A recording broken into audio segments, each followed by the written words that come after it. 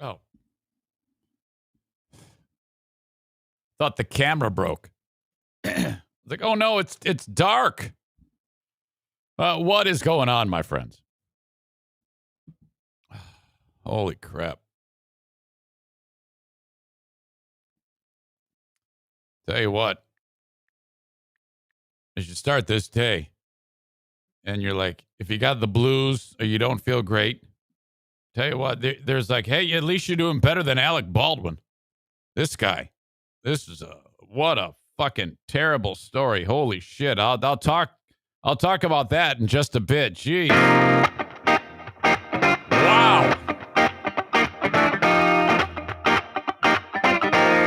Hey everyone, Kenny from Nashville here.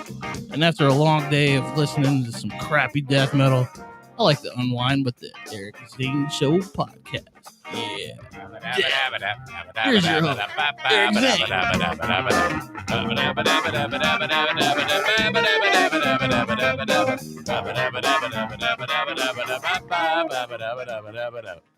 Welcome in. Thank you so much. This is a daily show where I discuss news, nonsense, and my personal adventures each and every day of the work week, and it is the last day of the work week. It happens, of course, in the Baldwin Ace Hardware Fear Bunker studio, where we do this show where we have for nearly 3 years. Okay. Wow. What a freaking nutty day yesterday was, as I had to get the Patreon done before the regular podcast. I did the regular podcast. And then, scrambling to get everything done. It was exactly as I planned. That was nutty. Absolutely nutty. Then, okay, I headed out and I had to do limo work. So I had to pick up my passengers. And then I find out while reading the notes for the job that it is a secret trip. You have several family members, brothers, sisters, and things like that. All related. You pick them up, like 9, 8, 9, 10 people, and they have a mystery trip, like the Beatles magical mystery tour going on. And I have to drive them around, but I have to get them to the mystery destination at 2 p.m. There's only one person there who knows where they're going. And what they're doing is I'm dropping them off at the airport, and then they're flying away somewhere, but no one has any idea. And I'm like, well, this is remarkable. And then I'm thinking, while I'm driving, I'm doing the logistics in my head. Well, they all need like tickets to fly. How are they not aware? How do you get tickets? I mean, don't you need like a person's ID or something like that? Or I'm not really sure how it all went. All I know is that I was told, do not indicate that you're going anywhere, just because they don't know. One person knows, and he meets me outside. And he goes, "Hey, so you know the plan, right?" I go, "Yeah, yep, I got it." And then as I'm talking to that guy, another dude comes out. He goes, "Eric Zane! Oh my God, yes!" And he's like the happiest, most jovial dude in the world. And he goes, "Oh my God, I used to listen to you on the radio." And I always respond the same way every time. I go, "Yep, I do this now," and I say it like that, like, "Yeah, this is I used to be like, yeah, I kind of got to do this now because I don't do radio anymore, and I gotta make ends meet." No, I'm like, no, this is what I do. This is great. I was born to do this job. I have to be the guy to do this job because look at we got to. You don't want some guy who's skulking around, not pressing flesh. You gotta show these people a great time. So that's the attitude that I take when it comes to limo driving. So then, and then another guy comes out and goes, "Oh my God, my son dated your daughter," and I'm like, "What? Huh?" Dude number 2, and I go, "What? Well, okay, that's got to be Maddie because Jackie's only had 2 boyfriends, and I know Ernie's dad. He lives in Honduras, and that's it. That's all. That's the only. Unless there's something I don't know. Stand by. I got to drink this coffee."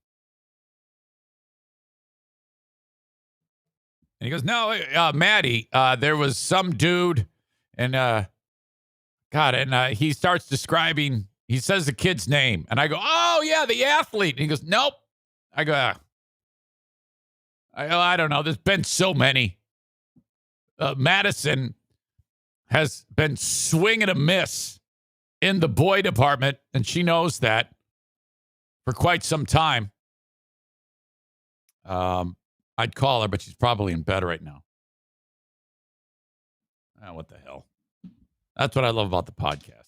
I just, on a whim, do stuff when I feel like it, which kind of, in my opinion, is the difference between this show and anything else that I've ever done, which I need to discuss that more at length with you.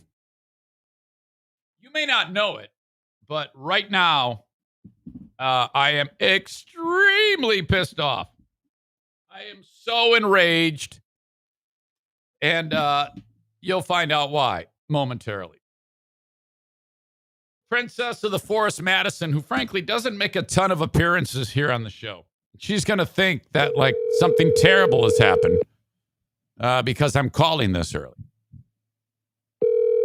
She's like a panic monger. So then if she doesn't pick up, which she probably won't, I'll have to text her and say, no big deal. Your call has been forwarded to an automatic. Shit. Sometimes it's worth it. Sometimes it doesn't work out.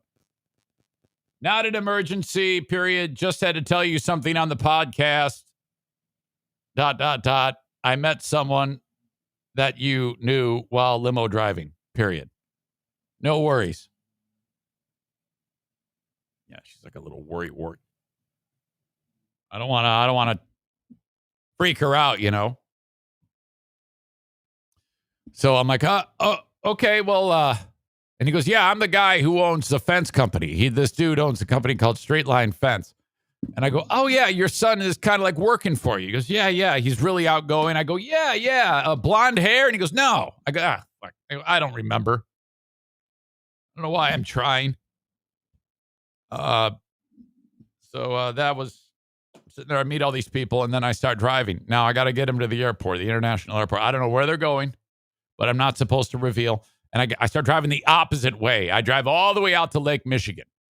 And they're like, well, maybe we're going to the train station. Maybe we're doing this. Maybe we're doing that. And then sure enough, they're drinking. And these are all people my age. So they're I guess they're playing a song for every type of drink that they're having, because they kept playing that song. What's his name? What's the bald guy's name? Moby? The guy who sings the it's a worldwide to infinity. You know, the roof on fire.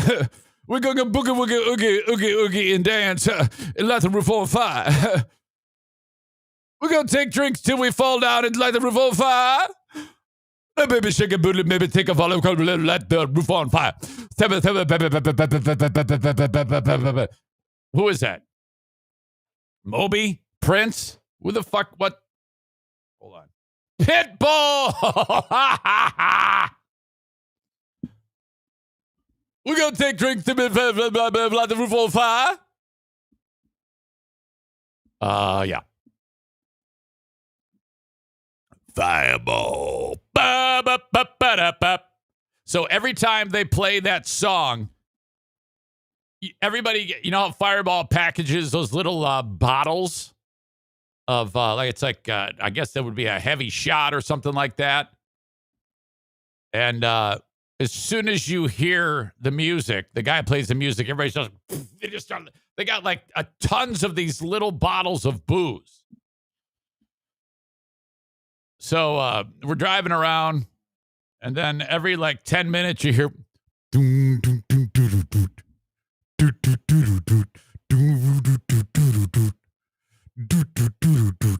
my God! And they crack it open. Glug, glug, glug, glug, glug.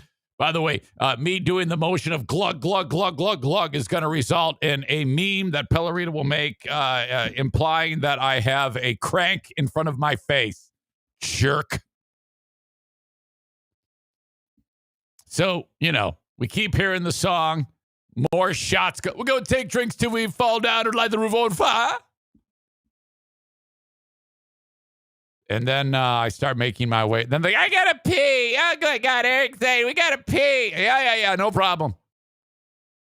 So then we do that. And then we're pulling in, and guy who owns a fence company, he starts busting his wife or something like that. He's like, yeah, so-and-so, you got to take a poop. Yeah, you got to poop. I know you like to poop. And I go, shut up. You're embarrassing her.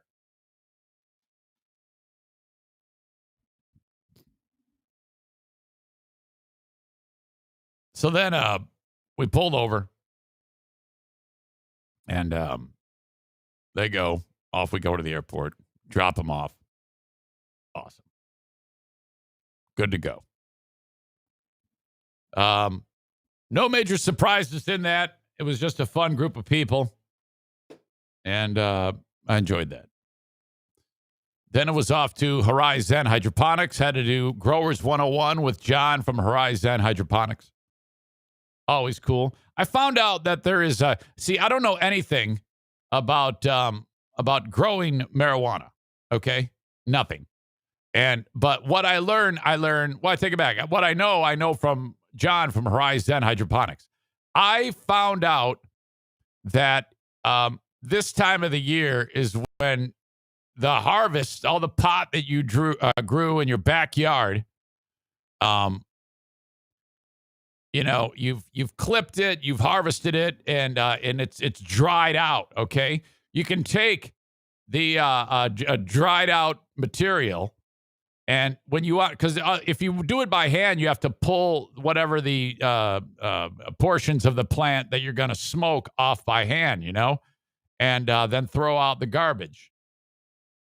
You can put all of that into a bag, a clippings bag, and then you just shake it, and it does it for you. I'm like, well, that is the coolest thing in the world. You potheads have figured everything out.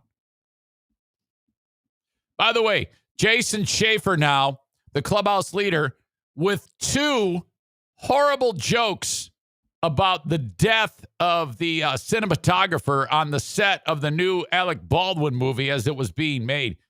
Or maybe it was, no, I take it back. He had a horrible joke.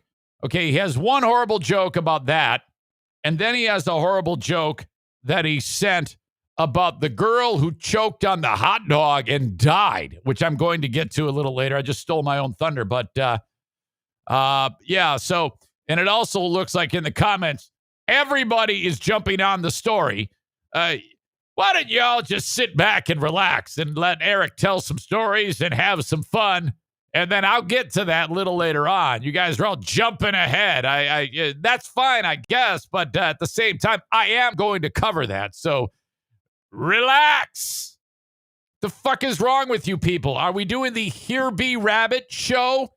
No. Well, then shut up. Are we doing the Jason Schaefer show? No? Well, then shut the fuck up. Oh, it's got to be the Tony B show. No, it's not. So shut up and relax and let me do my thing. Let me clear my throat. Amanda says ban them. Not quite yet. Not quite yet. Okay? You guys, you see, when I'm sitting here doing this, and I'm like, okay, I got a laundry list of things that I want to get into. I've got 2 hours where I have to do my thing, and I love it so very much.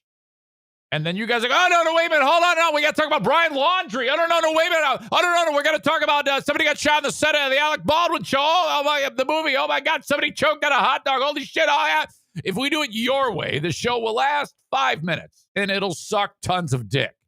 So shut up. Just shut up. Say hi to each other. Relax. And that's it. That's all. That your only job is to shut the fuck up. But for some reason, we're not. We're a bunch of chatty individuals. I want to talk to you. You're not being a good audience when I'm sitting here trying to do my thing and you're sitting there wrecking the show. Shut up. It's going to get worse. it's going to get worse because I may have destroyed a relationship, and I don't feel the least bit bad about it because of something that happened 15 minutes before the show started today. And I'm still really pissed off about it. I'm not pissed off at all of you enjoying the show. I'm pissed off at one. And I think you'll understand where I'm coming from. I think so. Just know that this show is going to be doing a test show on Twitch. I'm easing my way into Twitch. So Monday, when I get done with this show, I'm not waiting. I'm ending the show and immediately, like within 1 minute, going live on Twitch for the Twitch test show because it's a new platform and I want to be kind of like up to speed on it as to how it works. There's a couple different clicks here and burps here that you have to do in order to make that a thing. So I want you to take part in that. So what you need to do is go to twitch.com/Eric Zane Live or twitch.tv/Eric Zane Live and just follow the page. Okay. So we'll finish up here on a normal live stream day on Monday and then immediately going over to Twitch. So follow that. It's not like it's going to be anything really groundbreaking on there. It is essentially why I'm doing it is to get myself used to the platform, but we'll be chit-chatting and things like that. One of the things I'm most excited about that is the ability to have multiple cameras. Now, one camera on me is really all I need, but I swear to God, I can do this. I can put up cameras anywhere in the house. Anywhere in the house and have them running when the show starts. And I can have the dog cam. The dog cam is what I'm most excited about. I could just have one in here, set up, ready to go, trained on them. So I can do multiple camera angles. There's a number of other fun little features on Twitch that allow for growth of the show. I've had questions already about, hey, well, you talked about how if I have my Amazon Prime, I can get it all. I can get my Amazon Prime hooked up to it and then get it ad free. Yes, you can. But we're going to wait a little bit on that several days because I have to build up my audience to what's known as affiliate status. Okay. And that will be a very quick process. Within a week, I'll have affiliate status and then I'll be encouraging you to sign up with your Amazon Prime account. You're like, that already sounds very confusing, Eric. I know. Well, I'll spell it out to you when it is time. But for now, all you'll need to do on Monday is click over on the app as soon as I get done with the free podcast on Monday. Okay, for some of you, this won't mean shit, but it's on my brain. And basically, that's all I've done for the past 3 years is tell you what's on my brain. But for the first time in a long time, I was ready to go with my bowl of popcorn and my water bottle in front of the TV for yesterday's Red Wings game. And that hasn't happened in forever. I was like excited about it. They opened up the first 4 games of the year at home. And the game against Columbus that they kicked their ass, that was the first time since 2019 that they had been favored in a game. That's how bad my Red Wings have been. Been very patient. Started out the year 2 wins, 0 losses, 1 overtime loss. 5 out of 6 points. Yesterday, they sucked tons of dick. They got hammered by Calgary. That's embarrassing. You didn't even get a goal. So that sucked. That's all I have to say about that. There's nothing more to say about that. However, I do. This has bothered me now this will be the 4th time I've been. Manon Rayom is the in-studio host with John Keating and Chris Osgood. And boy, talk about an uncomfortable setting. Manon Rayom is a former goalie lady. Historic because the Tampa Bay Lightning made her their goalie. It was very gimmicky. They were trying to get some asses in the seats, and she played in a preseason game, I think. I don't know if she played in a regular season game, but she was, it was one of those things. And she did play in the NHL for a very, very short amount of time, and then kind of would bounce around from minor league team to minor league team. She has a couple of family members that play hockey too. I think her brother Pascal Réaume played for the Devils, but that's it. That's the story on Manon Réaume until now. I guess she set up shop and had a home in Detroit, and she made enough friends. The Red Wings, or Bally Sports, used to be Fox Sports, has decided to make her an in-studio analyst. And, oh boy, okay, I would have no problem with this if two things. A, she was comfortable, and B, she did not speak English as the second language. Because, oh my God, they've got her. John Keating, Chris Osgood are both very natural in their roles. Réaume seems like a high school student at a local TV station, and honestly, the high school student probably has more experience because Réaume gets there and she's got the microphone in her hand, and John Keating is talking. And he's, okay, after one period of play, Red Wings down 2-0. Ozzy, not the start that we wanted. Oh, yeah, that's right, John. My gosh, kind of laying an egg here. We're hoping for to shore up the defense, maybe get the puck out of the zone quicker. And I don't know, special teams are a problem. PK also struggling, and power play continues to be a problem. Manon? That's right, there. Oh, yes. And she's looking around left and right, and she's kind of trying to complete a sentence, and it sucks. Oh, my God, it's so bad. And I'm like, okay, game 1, that was terrible. Game 2, that sucked too. Game 3, it's getting worse. Game 4, okay. No.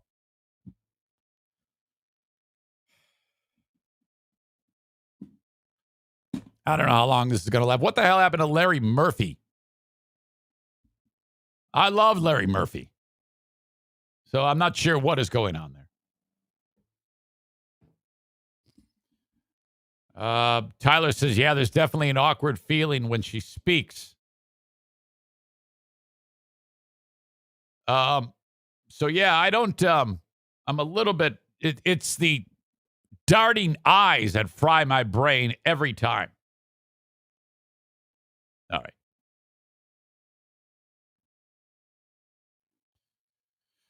Tony B., who are you, and why do you keep doing your own show? He keeps dropping all these, I don't know what the hell. I don't even want to say what they are. Things that may be true, might not be true. So, again, sit back and enjoy. Here's your 300-second timeout. You can come back if you shut up. Tony B. Are you new? All right. Well, anyway, Alec Baldwin is really having a terrible time. What a rough day it was yesterday. I was laying in bed and I saw that on the set of the film Rust, 2 people had been shot. Last night, when the story broke, it did not indicate much more than that, other than one person was dead and another person injured. Details are sketchy at this point, but what I do know is that on the set of this film being made at looks like a ranch in New Mexico, a Western film being shot, this film entitled Rust, starring Alec Baldwin. There was a moment when Baldwin himself discharged the prop firearm, and the next thing you know, 42-year-old Helena Hutchins, is injured, and she died. She's the film's cinematographer. The director is a guy named Joel Souza. I have conflicting information. One saying that he was shot and then went to the hospital and then released. Another one said gravely injured. Right away, we're all thinking, well, how does this happen? That's the first question. How does this happen? A prop gun. I was watching a story this morning that immediately some of you will remember that in the early 90s, Bruce Lee's son, Brandon, was killed this exact way in the filming of the movie The Crow. 28 years old, and something flew out of the gun and killed the guy. All right. So I'm not entirely sure what's going on here. I do know this, that on the set of a film, live ammunition is pretty much contraband. It cannot even be on the set because they don't want something to somehow wind up in a gun. Now, you need to know that this is not a fake gun. This is an actual weapon with cartridges that do not have a projectile. And at the end of them, they're all pinched off. And about the last thing that can fly out of the cartridge is what's known as the wad. You got the primer that's then going to hit the propellant or gunpowder, which would then hit the wad, which then on a normal cartridge would hit the projectile, and then boom. That's it. This gives you smoke. This gives you fire. Does not give you death. So according to this article from Yahoo, how in the world could someone be killed?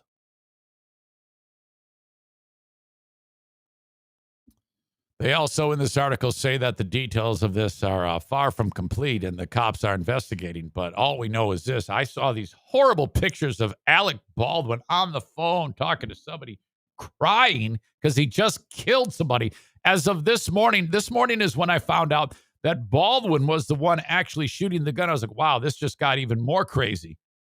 So, and I don't know if he pulled the trigger twice or one supposedly blank cartridge did all of this damage, killed the cinematographer, and injured the fucking director. What? So this is all very, very weird. And the Dirk in me is, you see, this is why I don't want you, Dirk, to try. This is what happens. I blame you. All of these, all your crazy shit that you send me, you've got me in kind of like a mindset of conspiracy. And it's all your fault, okay? Well, pretty much everything in the world is your fault to begin with. But this is all your fault. I would not be thinking like this if you didn't send me all this crazy shit that you send me. But it's all your fault. Right away, I'm like, okay, this has something to do with Trump, someone who is not happy with his blue state activities and his anti-Trump shit.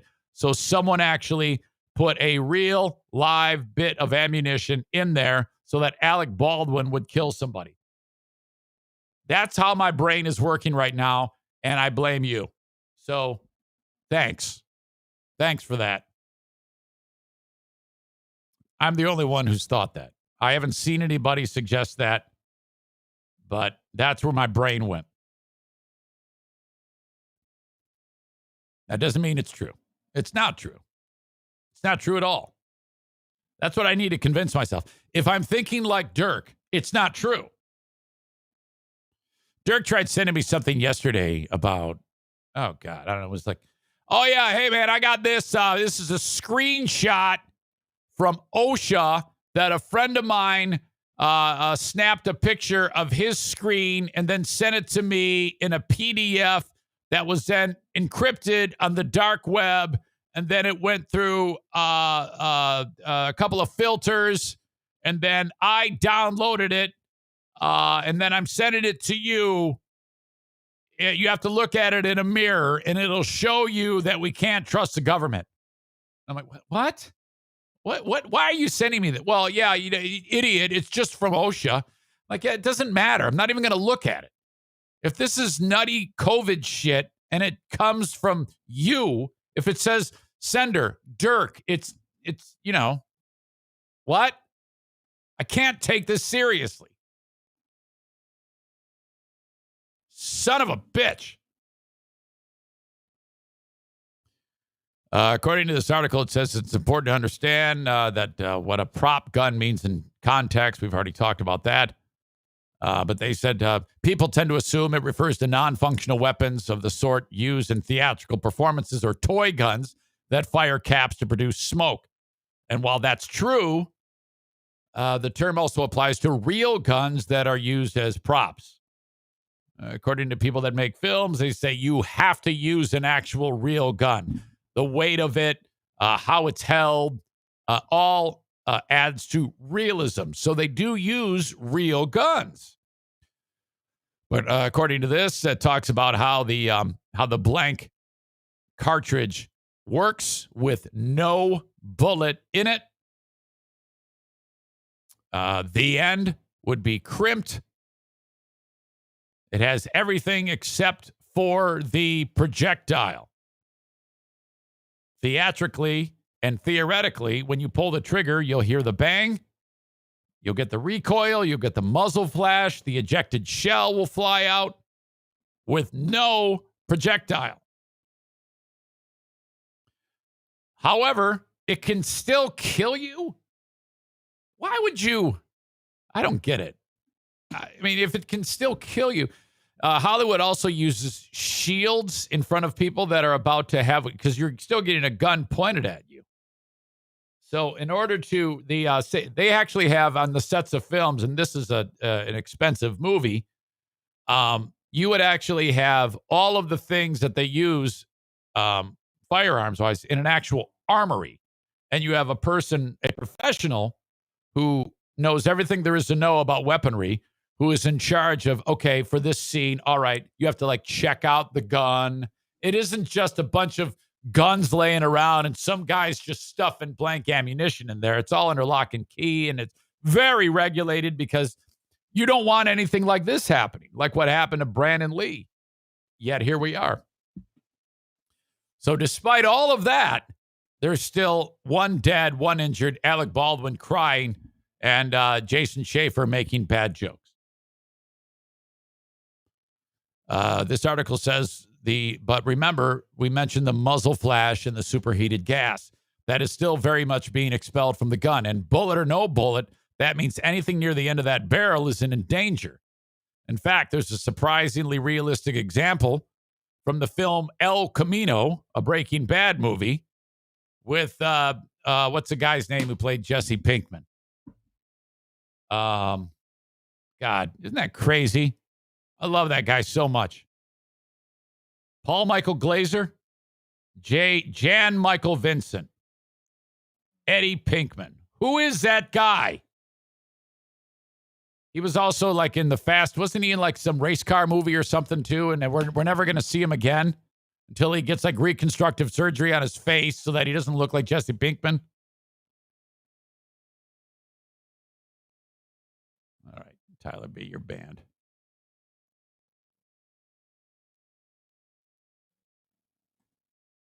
Aaron Paul.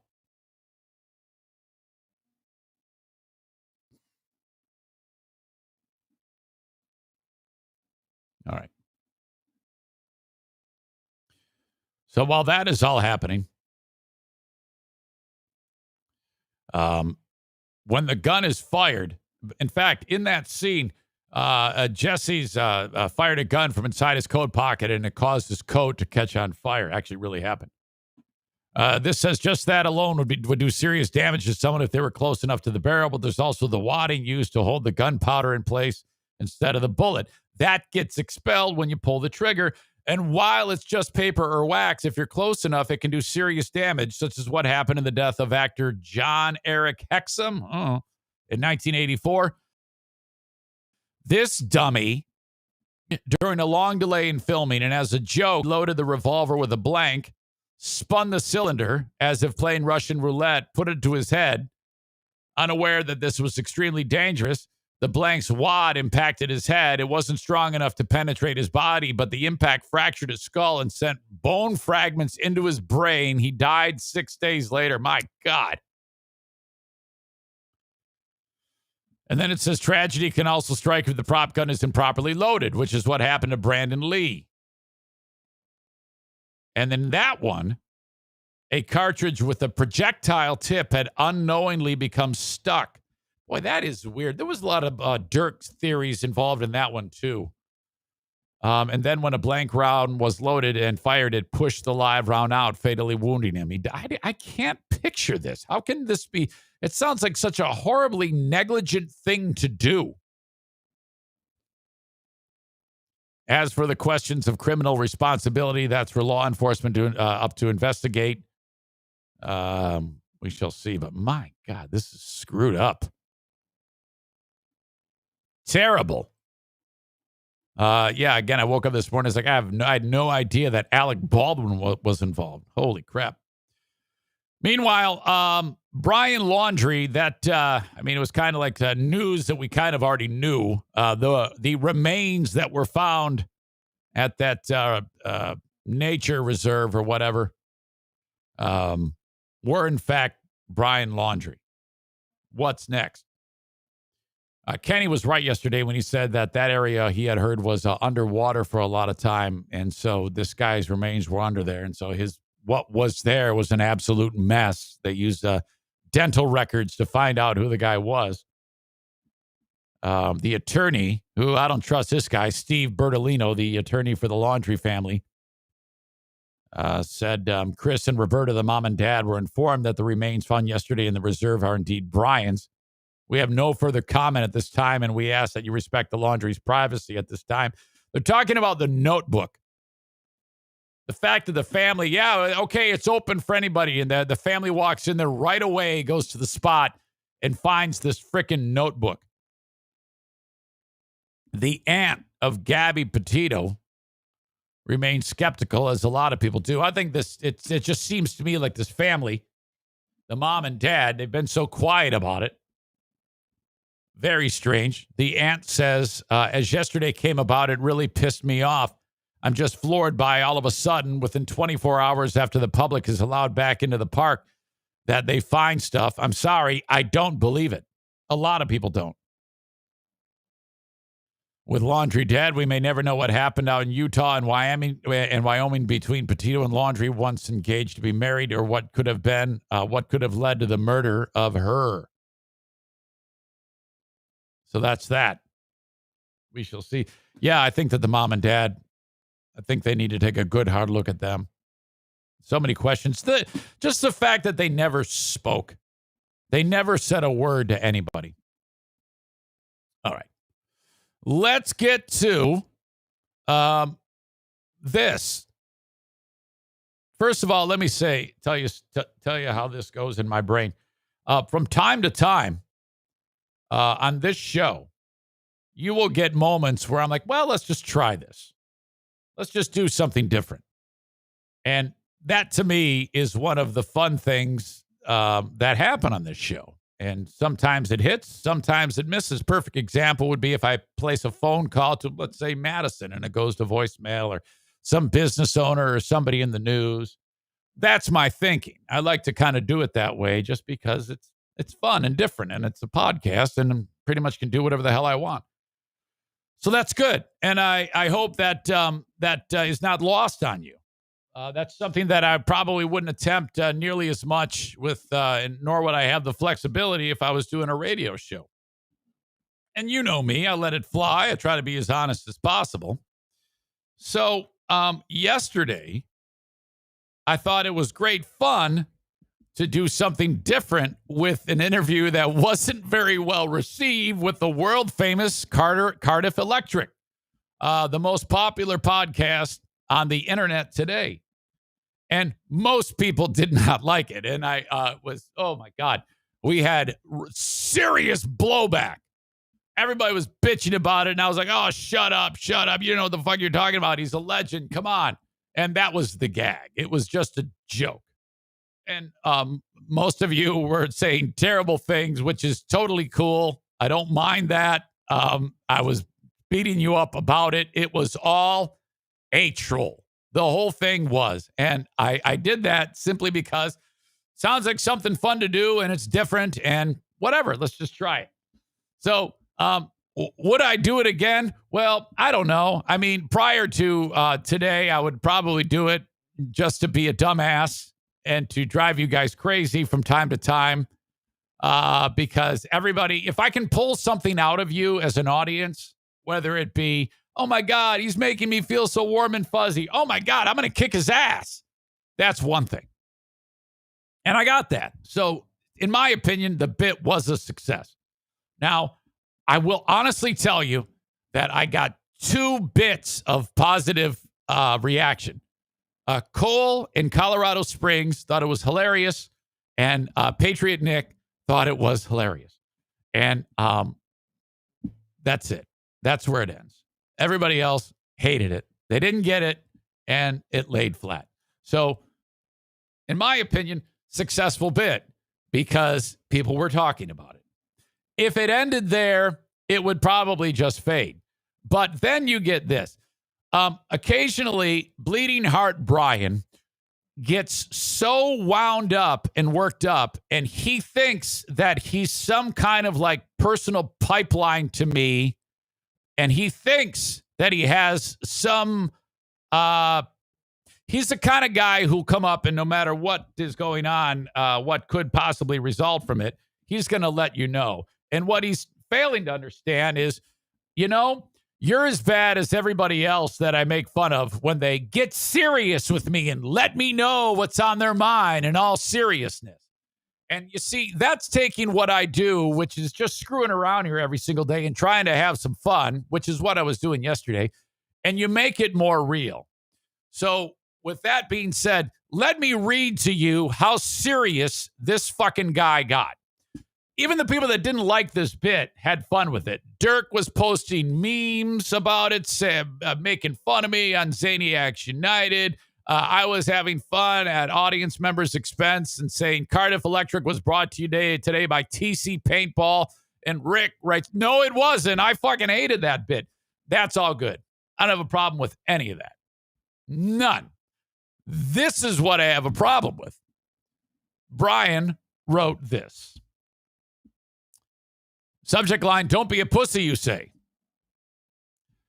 Eric, this is going to be some harsh but needed criticism. You had a segment that flopped with Cardiff Electric. I skipped ahead to get through it. At the end of the show, you called the audience butthurt. It was terrible. If your show relied upon that kind of content, I wouldn't listen. You call out Freeburn Hot Wings for being lazy with their content, yet many days you seemingly rely on the comment section of your live stream for content. You make fun of people like Opie for bantering and ridiculing the audience, yet you have full conversations with audience members in the live stream and tell them to eat 300 seconds. If you must rely on the conversation in the live stream for content, how is that not being lazy? How is what you do with telling audience members off and making them eat 300 any different than Opie? You were at one point able to go entire shows without interacting with audience, and it made it entertaining, listenable, and enjoyable. As someone who rarely gets the show live, it's hard to listen when you have to listen to those conversations taking place live. And it almost feels to me as though if I can't listen live and be part of it, well, I shouldn't listen at all. It's more of a live conversation that I, or those that listen later, we cannot take part in. There used to be coverage of multiple stories on various topics with hilarious yet thought out viewpoints. Now we get one story from the news, from Brady Bunch happenings in the household, and a pothead who is not interesting. It's all time fillers because apparently you can't find or don't want to drum up something to talk about. I hope this helps understand why others might be approaching other audience members. I don't know what you mean by that. Thanks, Brian.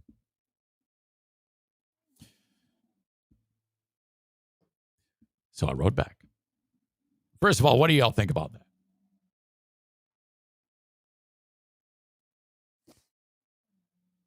The Duchess writes, slapping Brian. Snap out of it. Dirk writes, bleeding heart Karen. Good Lord. Yeah, Dirk, just so you know, you will never be the biggest pain in the ass on the show. Never, ever. It's impossible. I may bust your balls, but I love you 1,000,000 times more than him. You will never, ever, for all of the abuse you receive, will you be as bad as him. Kenny, all the times that I have gotten pissed at you, never, ever could it be as bad as Brian. Aram says he doesn't like the show, I guess. The Duchess says ass. Trevor says, my goodness gracious. Kenny says, was this the 15 minutes prior to today's show reference? Was it Brian? It was. And I'll tell you what I wrote in a second. Adam says, it took me almost 6 months to get over being mad at Stu for telling you not to talk to the audience. Fuck you, Brian. Tyler says, when he reads these kinds of emails in the somber voice, it really cracks me up. And then Cole in Colorado Springs says, hell, I listened to the Cardiff bit more than once. It was great. The Duchess adds, thank goodness for Bleeding Heart Brian's reality check emails. What a putz.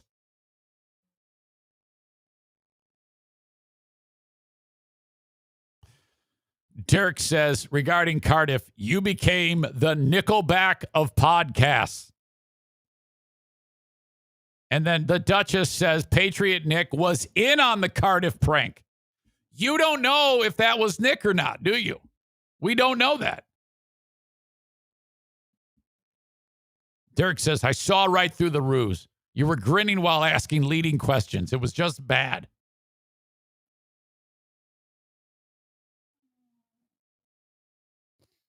This is what I wrote to Brian.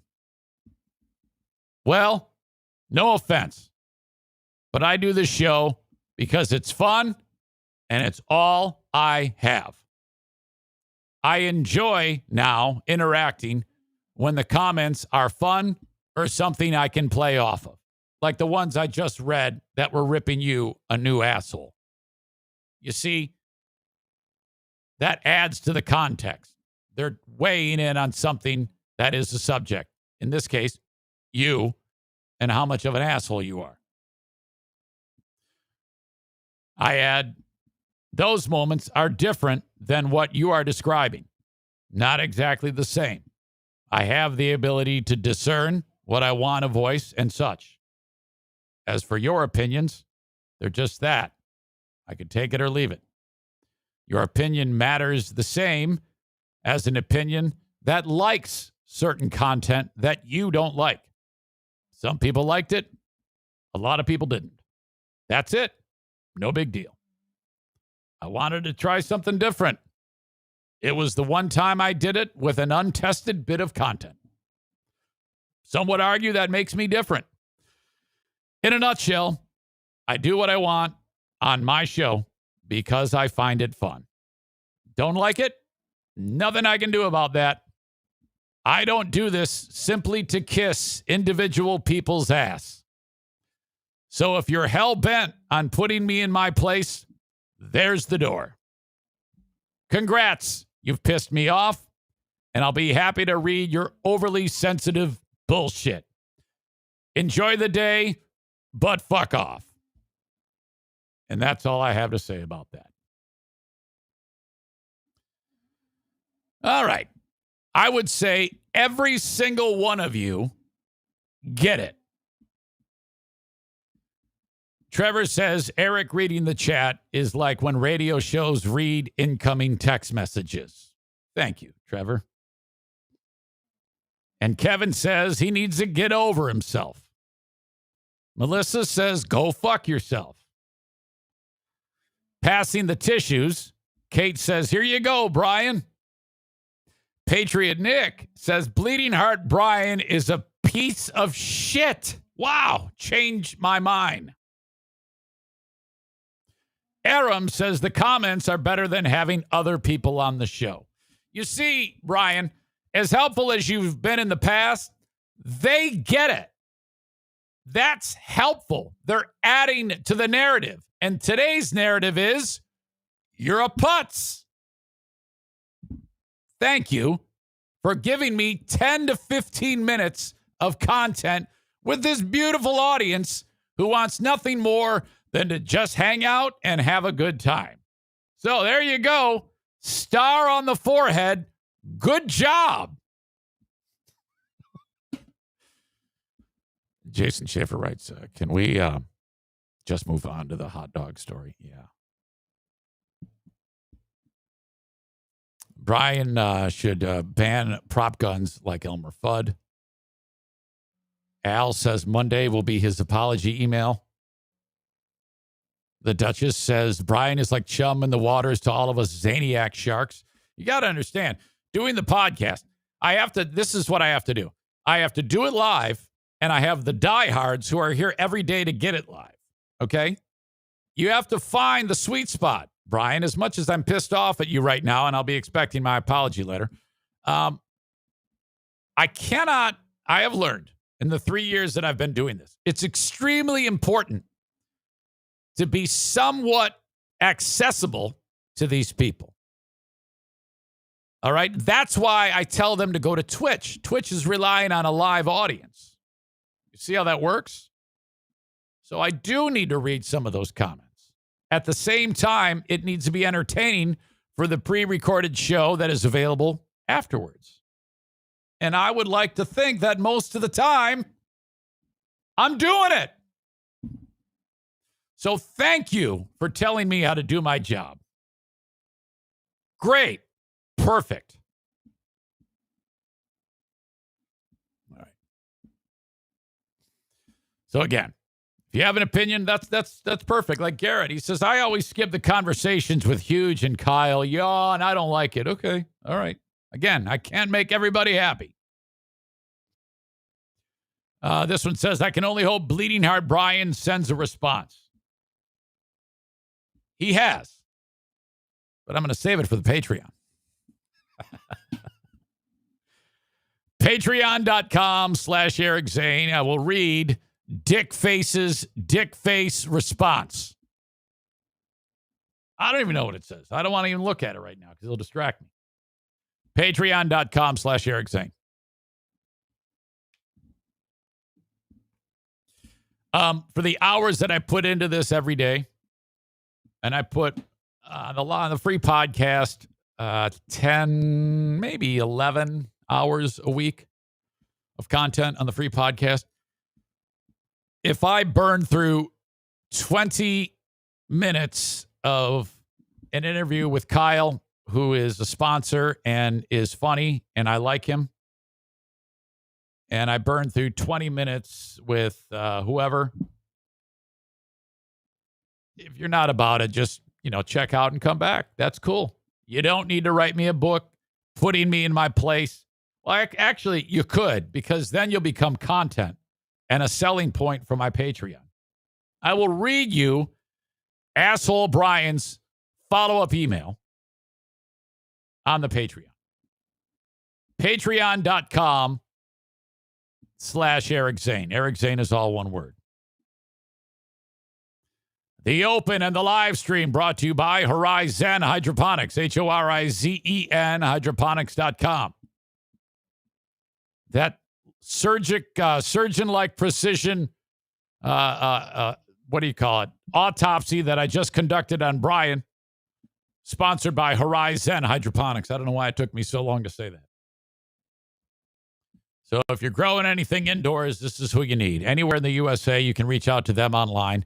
Horizen, hydroponics.com. If you want to buy anything for your indoor grow, okay? You've just harvested your outdoor grow. Your indoor grow is in business. Horizen, hydroponics.com. Thank you so much. Order anywhere in the U.S. Orders $250 and more is going to get you free shipping. And if you use the coupon code Zane Show at checkout, you will save 10%. Thank you to Horizon Hydroponics, one of the many businesses that have helped me do what I do for as long as I have. Thank you, thank you, thank you. Seems like more and more of you are reaching out to Frank Fuss for insurance. I just overheard a couple of folks at Affordable Limousine talking about how they get their insurance in the marketplace every year. And about this time, going into November, it's when you have to re-enroll. It's when the period starts. Forget doing it yourself. If you get a hold of Frank, and this is a free service, he's probably going to get you into a better policy, more coverage, that costs less. Try to get you involved in a supplemental policy to fill in any of the loose spots that aren't covered by your policy that you're buying from Obamacare. That's coming up in November. You can call Frank at 616-914-4070, 616-914-4070. Anywhere in the U.S., reach out to Frank Fuss. Now, that doesn't mean that in any state he can help you. But if you're calling from a state that he's not licensed in, he'll put you in touch with the right people. This is all free. All of it. Every bit of it is free. The only thing you might pay for is if you buy a supplemental life insurance policy, which is a good idea. Because last thing you want to do, because sometimes if you buy an insurance policy, they're going to cover like 80-20, or they have a big deductible, or the copay on the prescription might be, it's tricky. And navigating all of that by yourself is kind of like a job. And who the fuck has time for that? So have Frank do it. 616-914-4070, or go to buyinsurancehere.com. Buyinsurancehere.com. Full House Comedy. Thank you to Big Dick Donnie Veltman. Got nothing going on this weekend? Go see a show. Tonight, Jonathan Martin is at Rockford Lanes in beautiful Rockford, Michigan. What you do is you go to the corner bar, hang out for a little bit, go to Rockford Lanes, bowl a few frames, go into the bar, watch Jonathan Martin. It's a whole night out. You want tickets, you go to fullhousecomedy.com, click on events. If you're not interested in Jonathan Martin, check out the world-famous Paul Rodriguez. 2 shows at Billy's Lounge in Grand Rapids today. And then tomorrow, Paul is going up to Back Alley Comedy Club in Muskegon. And then on Sunday, he's appearing at the Park Theater in Holland. So there you go. All weekend long, fullhousecomedy.com. Thank you very much. There you go. Some of the many sponsors that are joining us here on the Eric Zane Show podcast.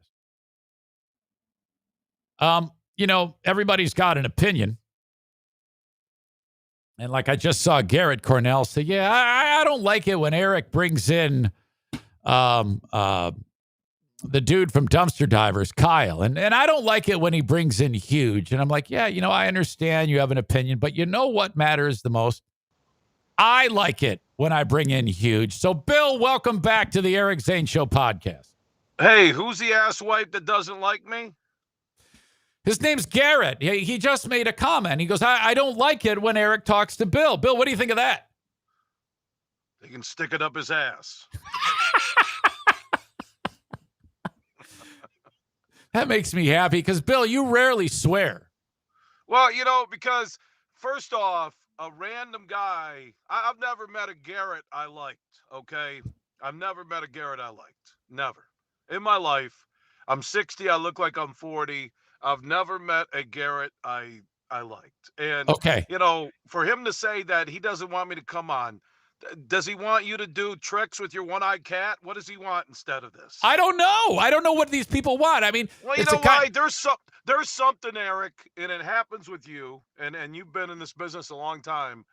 There are things where the sound of your voice, the beauty of my face, there are things where people just don't like something from the start. You don't like a coworker the first day you meet them. You don't like somebody in your class when you were a kindergartner. There is just some kinetic energy where you don't like somebody or something. But Garrett, you know what? If you don't like this, turn it off right now and come back, because I'm looking at the clickometer, and this is Yeah. close to a record for a Friday morning, 9 a.m. And I'm not even into my ridiculous predictions, Yeah. which I'm living with right now, like I'm getting set to go on trial.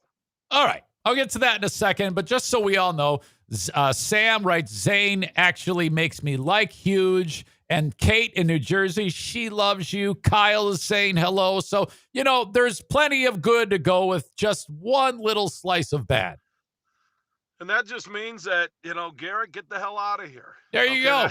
Yeah. Take a walk. I have learned, finally, after almost 30 years of doing a talk show, that, you can't make everybody happy. You just can't. You can't make everybody happy. And you're that way, where a lot of people adore you, love you.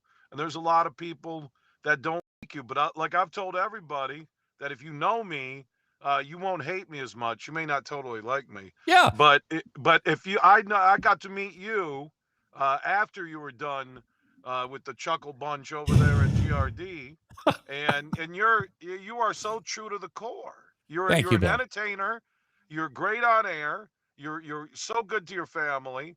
You're good to every animal with 1, 2, 3, 4 legs, one eye, one ear, whatever it is. You love animals.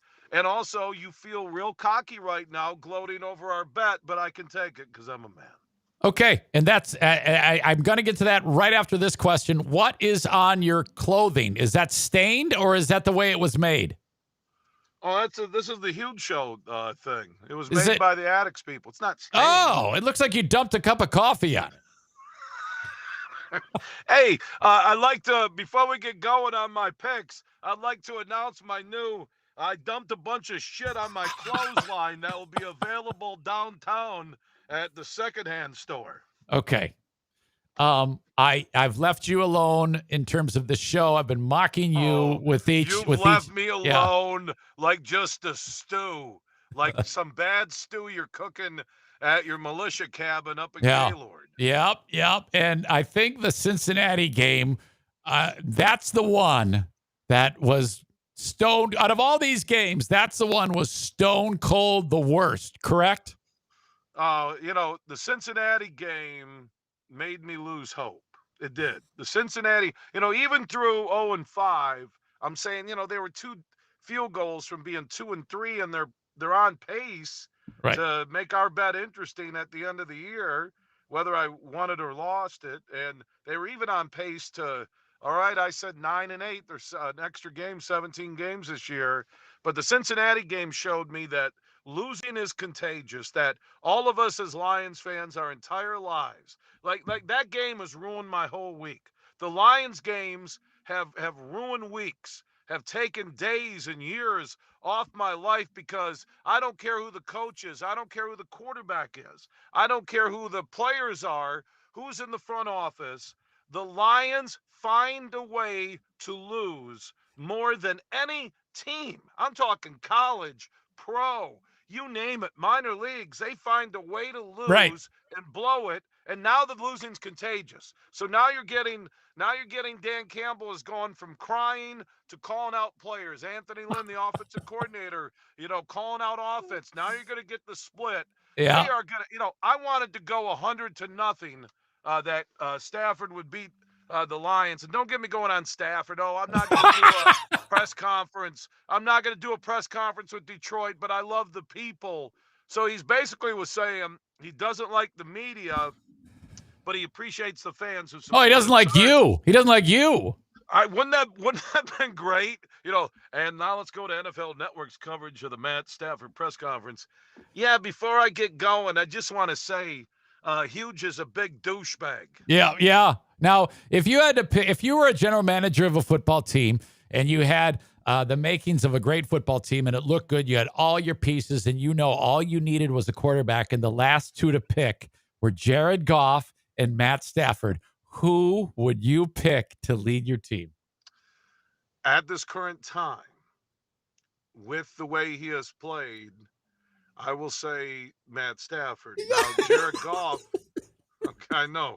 Trust me, dude. Trust me, dude. Hey, you know what? I, I will tell you that I thought the Lions never could take me darker places than ever before in my life, Eric. And this season, I swear to God, it's affected my appetite. It's affected, it's been great for the show on 96.1 The Game, our new flagship station in Grand Rapids, and also 93.5 and 99.1 FM in Detroit, The Roar. But, to me, the way they find ways to Yeah. mess with the fan base. Yeah. I'm in the media, but also a Lions fan because I grew up here. It's not like I grew up in Texas and moved here. So I've been through this all my life, watching Barry walk away, Calvin walk away. I mean, my God, you can go down the list. I'm still loyal to them. But now here we are talking about the draft. Right. We're talking about, because they traded Stafford, Campbell has an extra year. So I'm thinking this is the NFL. This isn't a college program. Oh, we got to clean the culture. You know what? You had a pretty good offense last year. Stafford did ask, and I like how he admitted it this week. He's the one that asked to be traded. The Lions weren't going to dump him, but they did. So I think that's why Holmes and Campbell and Jeff Risdon from the LionsWire.com told me this, that they have an extra year compared to most contracts, and it's because they got rid of Stafford, and, Sheila Ford Hamp did. So what are you telling me? Like I told Risdon last Monday when he was in studio, I said, so are we hoping in 4 years this team is competitive? 4 years? My God, I might be sucking on prune shakes with adult Depends out at the Holland Home. What always gets me is, you see like Kyler Murray and how, that, and even when Kansas City and Mahomes, Mahomes had the first year where he was kind of figuring stuff out, but then year two, the team's clicking. Same thing with Kyler Murray. That's a relatively quick turnaround. Why is it we've seen so many times teams turn it around? And the Lions, it's always like, you got to understand at the end of 5 years, 4 years, if you have any players that are good, they're probably going to want to be getting out of Detroit by that point. So, something's off. It always has been. I don't understand why they never get that quick little burst, even Stafford wasn't a quick burst. Remember, it was right. He was hurt. Stafford. He was when hurt. He started, he had a shoulder. Remember when he played hurt on that NFL Films thing against the Browns? I believe it's management and it's culture, Eric. If you're in a bad work environment, if you're on a bad team, I don't care if it's your buddies and you guys are playing soccer on a Saturday morning in Jenison, wherever it is, if the culture isn't there, I don't think one person who's talented can overcome it. And look what's happened with Barry and Calvin. All right, and I don't put Stafford based on his Detroit days in there. And remember, there is one thing that we talked about and everybody talked about with Stafford, that going to LA, not just the regular season right now, and not when they destroy the Lions on Sunday, but come playoff time, what will Matt Stafford do in big games? Right. And that could be, Rams could end up with home field advantage, even though they trail Kyler Murray in Arizona right now. So that's, we'll see. Judgment. Well, the Stafford judgment will come in the playoffs. But the question is, okay, you watch Stafford, and let me tell you something. Nothing against Kupp or Woods with the Rams, but he had better receivers. Kenny Golladay healthy, Marvin Jones Jr., Calvin Johnson. So the question is, they had that window going back to like 2012. Where they had Ndamukong Suh, they had the number 2 defense, they had Stafford, they had Johnson, they drafted Best, who had to retire early because of concussions. And man, they were close. That was their window in Detroit. But then, like it happens with the Lions, nothing can be sustained. They find ways to lose. They have the worst human luck on earth when it comes to sports. Right. And here they are. They're going to be 0-7. You're going to look at the schedule, and pretty much every prognosticator for the April 2022 draft has the Lions with the first to third pick, which means they're going to be anywhere from 0-17 to probably top side miracle 3-14. Right. And then you're going to do what? We're going to do what all offseason? Believe that Campbell and Holmes and the assistant coaches or Goff has one more year at $32 million? My God, how did I go with that guy? It's okay. It's okay. I understand, and Dr. Zane. Yeah, I don't want to. I feel like you've been being murdered, so I wanted this to be a safe space for you, Bill Simonson. Today, I wanted. You must be on new medication. Is it strange that the three players that either are Hall of Fame or are talked about in the Hall of Fame have at one point either disavowed or had to repair a relationship? Barry Sanders, we know about his history. Calvin Johnson still pissed off. Matt Stafford is giving messages that I don't like that team. Is that weird to you? I mean, what does that tell us?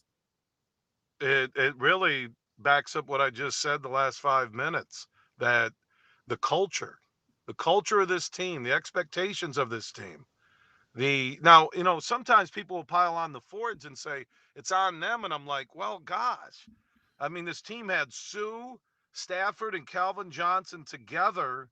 And I know they got screwed in Dallas in that playoff game, but they couldn't put it to, and I thought Schwartz, out of all the coaches, as I kind of go back now and I look at, Dan Campbell still has the look of a biker that won a contest at the Amble Inn to be an NFL head coach. That dude, yeah, he's getting there, man. You watch. Look at his red face. Yeah. Look at his red face. Oh my Yeah. God, he already has the Lions. What did I get myself into? Head coach look. Yep, we've all seen it. I would love to see just a collage of those pictures all the way back to frickin' Monty Clark, for God's sake. Oh my God. Monty Clark, Dale Rogers, who else? Wayne Fonts. Fonts. Who else? Well, who was the guy from Michigan? Who was remember the guy from Michigan? Moeller. Yes. Gary Moeller. Okay. Had if I'm not wrong, Gary Moeller in his interim coaching, I'll have to double check. Gary Moeller it was a short window, right, of coaching. He might have the best winning percentage of any Lions head coach ever. It was only I think did they go Bobby Ross after that, which was a horror. Barry hated him. And I mean, it's just, I don't know where it's going. Dan Campbell's never been a head coach. Brad Holmes never been a GM. I really thought these guys were different because Spillman is up in the front office and they're going to put him in the Lions Ring of Honor, which is kind of like getting probation. But is that Spillman was there, and I really thought this would be different. It's the worst misread on an off season, and maybe part of it is I'm a Lions fan and I'm 60 and I'm blinded by my loyalty. It's like denial, whatever you want to call it. It's the worst misread on Goff. It really shows how bad the organization is, and it doesn't matter who the quarterback, coach, or GM is. It's bad, the organization, but mate, the only thing worse than that is you. That's much worse than their judgment. That's we can all agree with that. I know. As you said, I'm not gonna murder you. I'm not piling on. You've been through enough. I think you've learned your lesson. I go, that is not in the Eric Zane playbook. That is not. Okay. That is not in the Eric Zane playbook. For the record, Gary Moeller, 4 wins, 3 losses. Best winning percentage in memory, 571. So, yeah. Okay. That's enough about that. Other than our bet, it's pretty much a foregone conclusion. You'll be washing the truck in the Speedo, Bill. Yeah, January. So I'll probably have to fast during December so I don't look like Chris Farley in a van down by the river skit on Mhm. Saturday Night Live. So Okay. hey, I own up. Yeah, I've owned my bet with you. I've owned my huge opinion on my Facebook and Twitter pages. I'm not running from it. I've owned it. I've never been more disappointed in the Lions than I am this season, It's ever. And okay. that says a lot. Yeah, it's okay. And that does say a lot. And I want to end with this because some great things are happening in college football. I don't root for either team, but I really like the fact that Michigan and Michigan State are both performing very well. And no one really expected this type of performance from these two football teams, Bill. Nope. If you go back to August, it's in August I'm talking about the Lions and golf with 9 wins and thinking I'm going to own that bet with you easily. And I said Michigan 8-4. Top side was my prediction, and I did say Michigan State would be better than the 4.5 over under win total on the DraftKings Sportsbook app. So but to see both of them at like 6 and 8 in the country, and State has the bye week, and a week from tomorrow, Spartan Stadium is going to be nuts, and Michigan should take care of business against Northwestern tomorrow at the Big House. It will be the biggest game going in. Can't say the best game because it depends on how the game plays out, but the biggest game going in. Mel Tucker, I don't know if he's going to be here after this year. Will he take the LSU job? Could be offered, $9 million, $10 million bucks a year for that. And Harbaugh, remember, his job was on the line. He needed a big year. I still think there's more pressure on Harbaugh to win that game and to beat Ohio State. Mel Tucker's playing with house money. Harbaugh, remembers, negotiated a split contract, all incentives. The pressure from the Michigan fan has been to beat Ohio State.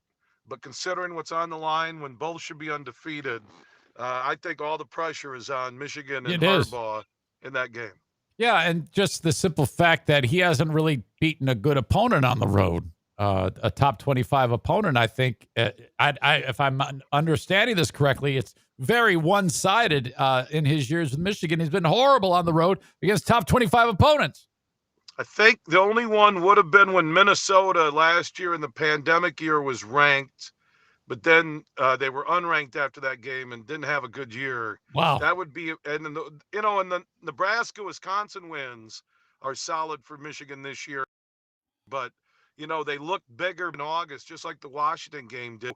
What's crazy, Eric, and if there's a Michigan State or Michigan fan watching this, what's crazy is that Michigan is 6th in the country, should be 7-0 after beating Northwestern tomorrow. State has the bye week tomorrow. They're Right. 7-0. And we still aren't sure about either team on how good they are. Bill, I appreciate the time as always. You're a wonderful friend, and people can check you out, of course, on the Huge Show on 96.1 in West Michigan. And if you go to your website, you can find out what station locally. There's 20 of them, if I'm understanding correctly. So, where again do I go online to see the listing of stations? Yeah, Bill? just go to thehugeshow.net. Also on the iHeart app, just search The Huge Show. Anybody, all your people all across the country can listen on the iHeart app. Just search The Huge Show. It's weekdays at 3 Eastern time. So, Eric, man, congrats on all your success. My best to you and your family, buddy. And then we'll catch up, okay? Yep, very good. And I'll be bored up in the CMU game sometime in the next week or so. So I'll be looking at your huge network computer and looking at all the amazing fun toys and gadgets you have on there. I wonder how you haven't sabotaged everything. That's right. Oh, Bill, I'm really supportive of you. Let's turn this. Let's turn this. I am your knowledge of sports. I will, going back to the start of this season, and I don't know now with all your kids, off to college and married and whatever they're doing, and your dogs are sleeping on your couch behind you, that your knowledge of sports has, from the first time we met, my thought was, man, dude sounds good on the radio, but he doesn't know shit about sports. and now I'm telling you, even our conversation here and some of the previous ones, I'm like, Zane is going out. You know what? It'll be cool around the holidays. I got to get you in December. I have to get you in to fill in for a couple Oh, days. I dude, have to. we I would will. kill it. I would love that so much because Yeah, I'm gonna. That I've that been, will happen. I've That been will very, happen around the holidays. I I've been guarantee. following quite a bit. The only thing I need to pay more attention to is the NBA. I've been following hockey. I've been following college football, pro football religiously. I listened to your interview with Tom Izzo the other day as Michigan Isn't he State is, awesome? yeah, they're not even ranked going into the season. So he's like, I got a feeling we're going to be there at the end. But Oh my God, Eric Zane dropping. They're not ranked. What's going on here? Oh my God, he's become mini huge. I've got What's it, happening? man. I am I ready. And we work in the same building. I do my little oldies show on 101.3. And anything you need, I can help you in any way possible. You know, that big 101.3, the 70s, 80s, 90s, I'll be honest, I love that station. Yeah, it's a lot. They describe it when Dave Taft is the guy who runs the radio station. Good I man. said to him, I said, Dave, so I'm voice tracking, and I say that. In fact, if you listen, it says portions of the show have been pre-recorded. It actually says that on the radio now. But so I do it, and then I go, well, what do you want me to do? I go, how would you describe the delivery? And he goes, fun. Just go have fun. I go, well, all right, that's cool. You know, I'll play the Archies and Diana Ross and the Supremes and maybe some Gordon Lightfoot. And yeah, it's a fun radio station. It is. We got sing along. It's like a flashback station. I love it. And Eric, you will be filling in come holiday time. I'll make sure I make that happen. Okay. Yeah. You okay? Are you going to put in a good word with Marty Boomer? He loves my. You know, the one thing I will just give you, just one word of advice. Normally, I don't rip former bosses. I stay away from that. Maybe that's why I've survived 30 years in the business. And I just, you know, again, privately, you can say what you want to, but just one word of advice, Eric, because your forum is pretty big. You reach a lot of people, but I will say there's nobody who can put the gunpowder on the bridge and light the effing match like you. Now, look, I am not going to, I've learned my lesson. I'm not going to put you in a bad position. Okay. I wouldn't do that to you because I've tried this before, and I'm not going to say a name. I wouldn't do that to you. But there have been numerous times when I have gone down that road and I've said, well, yeah, and then I'll actually say someone's name and I'm trying to get you to do something. And so I'll say it, and then you'll say something completely foreign and different. You'll go, wow, that was a great lunar eclipse last night. You know, completely change the topic. You'll go, you know, I remember when I worked for this person over at this group, Town Square, Cumulus. What do you think? I go, do you know that a meteor last night went by Sparta, Michigan at a million miles? Yeah. I've learned, you know what? I don't talk about jobs I had. There's nothing you can do to change it. And, you know, I've been blessed. Like, you know, same with you. Look at us sitting here, dude. You have you're at home. You've built this podcast empire. You're really relaxed, more relaxed than I've seen you ever. You're doing your own thing. You're still connected to radio with iHeart. We're back in the same building. You know, I just you got a good flow to your podcast. You know how to hit the social networks. You're working with your advertisers. Man, look how relaxed your dog is. I know. They just sleep right through it. Every time I look up, they jump in there. Look at them. This one's on his back. This one is actually on his back, sleeping with his paw. He looks like he's dead. No, he's alive, isn't he? Yeah, he's alive. Okay, just want to make sure. What? All right. Oh my God, Eric's just stuffing his animals and putting behind him on the podcast. No, keep up the great work, man. Likewise. Have a great weekend. Yep. And we'll hook up soon, okay? All right, check him out, hugeshow.net, 96.1 in West Michigan, because a large number of my audience listens in West Michigan. So check out Bill today. He's going to start at 3 p.m. And then, it's always a good time. Thank you, Bill. Yeah, and hugeshow.net if people want to find the station close to them, or the iHeart app, just search The Huge Show anywhere in America. All right, bud? All right, buddy. Talk to you soon. Yeah, back at you. All right, go Lions. There you go. Now, was that so bad?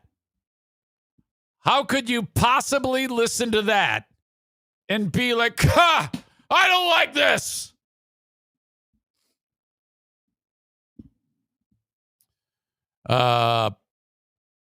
Dirk, a theory. My guess, Bill is Cardiff. You never know. Report from up north in the Fear Bunker area. Fear Bunker North. Snowing and grayling. Oh, yeah. Are you kidding? October 22. It's like a different world up there. All right. Tyler says, concerning the Lions over all these miserable years, the only thing that hasn't changed in that organization is ownership.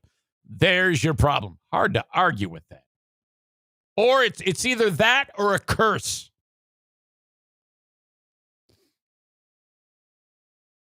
All right. Adam says, unpopular opinion. I like listening to Lomas and Dan's Lions radio broadcast. That's a perfect example of it. It's a wild card moment when it comes to content. You just never know what people are going to like and not like. I like listening to Lomas because I like hearing him make up words that don't exist.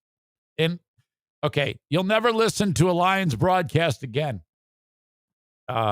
Because I'm going to inform you, how Lomas always says Dan Miller's name, Dan, too much. You can do that too much. If every other sentence I'm saying huge, well, Dan, they jumped off. Well, Dan, they jumped off Dan. And he always says it, Dan. And then he says the word again, A-G-A-I-N. Again. He always throws that in an unnecessary way. Really bizarre. All right. Whew. That was fun. I love having Bill on. All right. If you're looking for a job and you have a CDLB with passenger endorsement, you might want to consider reaching out to Affordable Limousine. This is the company that I work for, and let me tell you, it's as simple as this.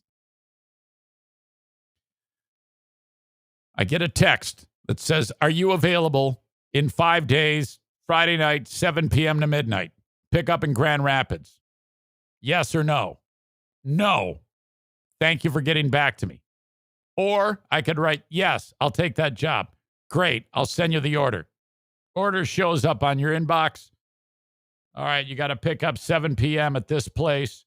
So then you plan your day. You get in your nice best suit, black tie, vest, white shirt, black jacket.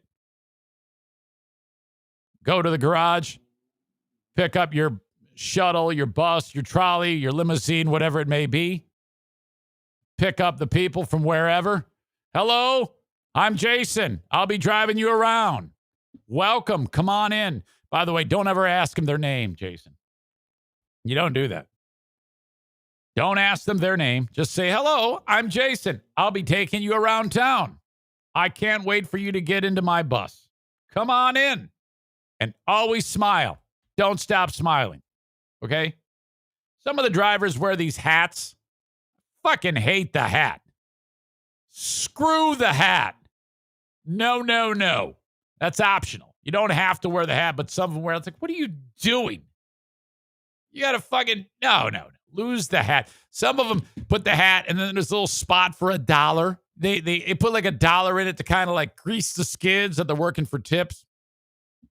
I don't do that shit. And then some wear the bow tie. Bow tie's optional. No. You go to Express and you get a nice tie that a man wears and not something a ghost wears. So these dudes, they come in with a hat on and the bow tie. I'm like, what the fuck are you doing? Anyway, that's just my personal preference. They might say to you, they might say to you their name. Do not refer to them as their first name. It's always Mr. and Mrs. Until they say, call me. If they tell you that, then you can. Don't get caught looking at the GPS or the phone. Put it in front of you. All right, hands on the wheel, eyes forward, Look left and right before when the light turns green. Make sure there's nobody coming that's going to barrel into you.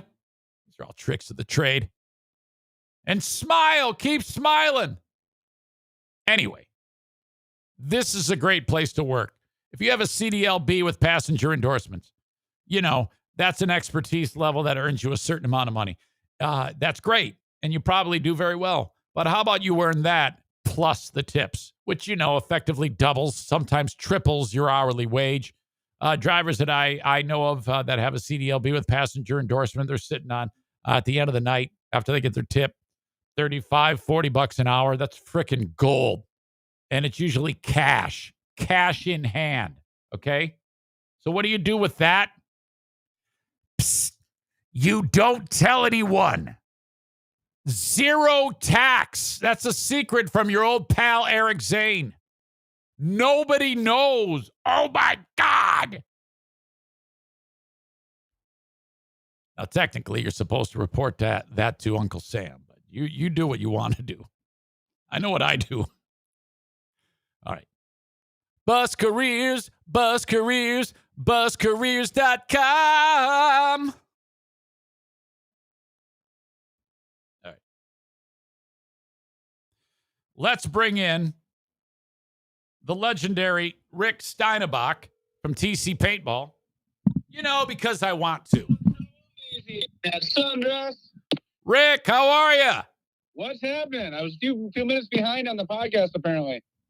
Oh yeah, I was just doing some sponsor reads, and I finished up talking about Affordable Limousine and buscareers.com, and you were next on the list, and I hadn't talked to you in a while, so I wanted to thank you for sponsoring the Cardiff Electric podcast yesterday. Oh yeah, I often make terrible decisions. Never have I done anything that has upset people more than my decision to bring on Cardiff Electric, Rick. And I get that. Like, you want to get us talking about shit or get a reaction, but man, he's just irritating. It's just, I don't like the way that he comes across. I don't like the way that he talks, and I don't like that smug, I know shit and I'm going to tell you shit attitude. I hate that. So I brought him on, and the joke is, when we say the most popular podcast on the internet, he's obviously not. It's horrible. It's supposed to be bad. And the smugness is funny to me because he's terrible at everything. That's how it works. And the whole podcast is a ruse. It's all fake. It's all just done. He does his podcast acting like he's great when he's not. Okay, I can appreciate that. And in my defense, I've never gone out of my way to find or listen to the dude. Right. Aside from when you talk about him. Right. So I don't really have much of a basis for understanding what his platform is or what he's trying to come across. And that's fair enough.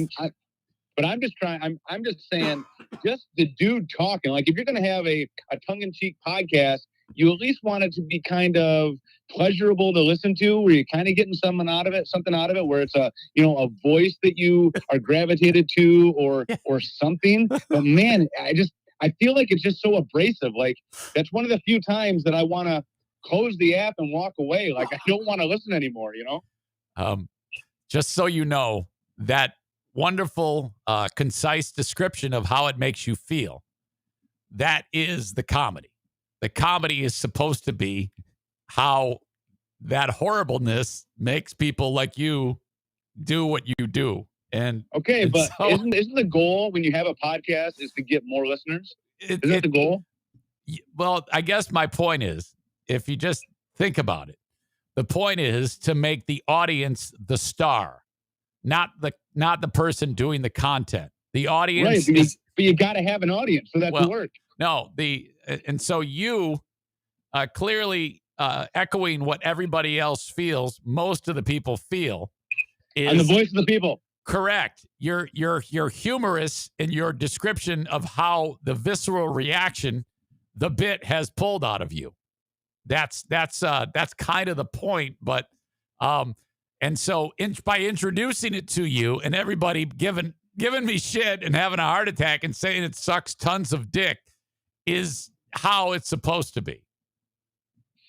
I guess, but if I was you, I'd be looking for content that, drew people in instead of forcing them away. Well, like I indicated earlier on the show, with all of the hours and hours I do on a lark to spend 10 minutes talking to some loser who sucks and acting like he's great, me acting like he's great, is really, in the grand scheme of things, not that big of a deal.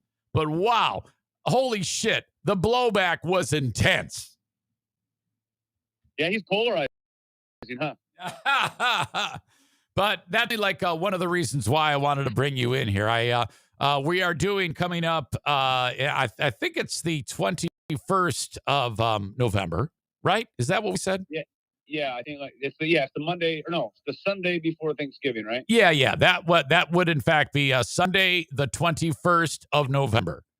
We had everything go against us on last Sunday, complete with the tarantula farmer had a COVID issue, so that's a good chunk of people. And so it kind of put things a little bit wonky. So we ended up moving the event. But Gabe, the Honduran, ended up getting 14 people. Did he show up on Sunday? Do you know? Honestly, I don't know. I'd have to ask my staff or check my point of sale because I wasn't here. I wasn't here Sunday afternoon since that wasn't going on. Right. I went home to get other shit done. So yeah, I think he goes, oh man, well, I ended up getting a few more. So I'm thinking if we can, with Gabe the Honduran, if he can, because he's got a huge gaggle of people that he hangs out with and brings. We're set up with the amount of time that we have leading up to this one for the November 21 Slaughter of the Pilgrims Paintball War number 16. Wasn't there a second tagline that had something to do with a squaw or something? A squaw? No, I don't think that's true. You and I wouldn't ever, between us, send text messages with horrible words like squaw. The description preceded a line that said something about deleting the I can't remember. I'd have to go back. Yeah, I don't know. Maybe you had a bad dream or something, but no, I would never suggest defiling a squaw on an event surrounding Thanksgiving and paintball. That is you must have heard from one of your lowbrow friends who said something terrible to you that's not funny in any way, Rick. One of the many. Yeah, one of the many. It's hard to keep them separate. Did I understand correctly that you leveled up in paintball professionalism? Like there's numbered levels on the degree of expertise that a person who is a professional paintball player has? Well, there is. We have a whole ranking system, so you can't sandbag into a lower division if you've earned a certain amount of experience or accomplishment. There is that exists, but I think what you're referring to is when I had a birthday and I referred to it as leveling up. Oh, that's embarrassing. I thought when you said you leveled up to 40 something, I thought that was like degrees of black belt. No, it's just degrees of being alive. Oh, fuck. I made it another year. How old are you? 40? 48. 48? Ah, Jesus. Yeah. You still move very well.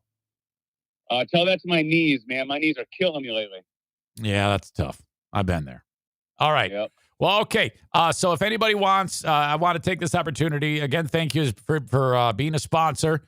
tcpaintballgr.com.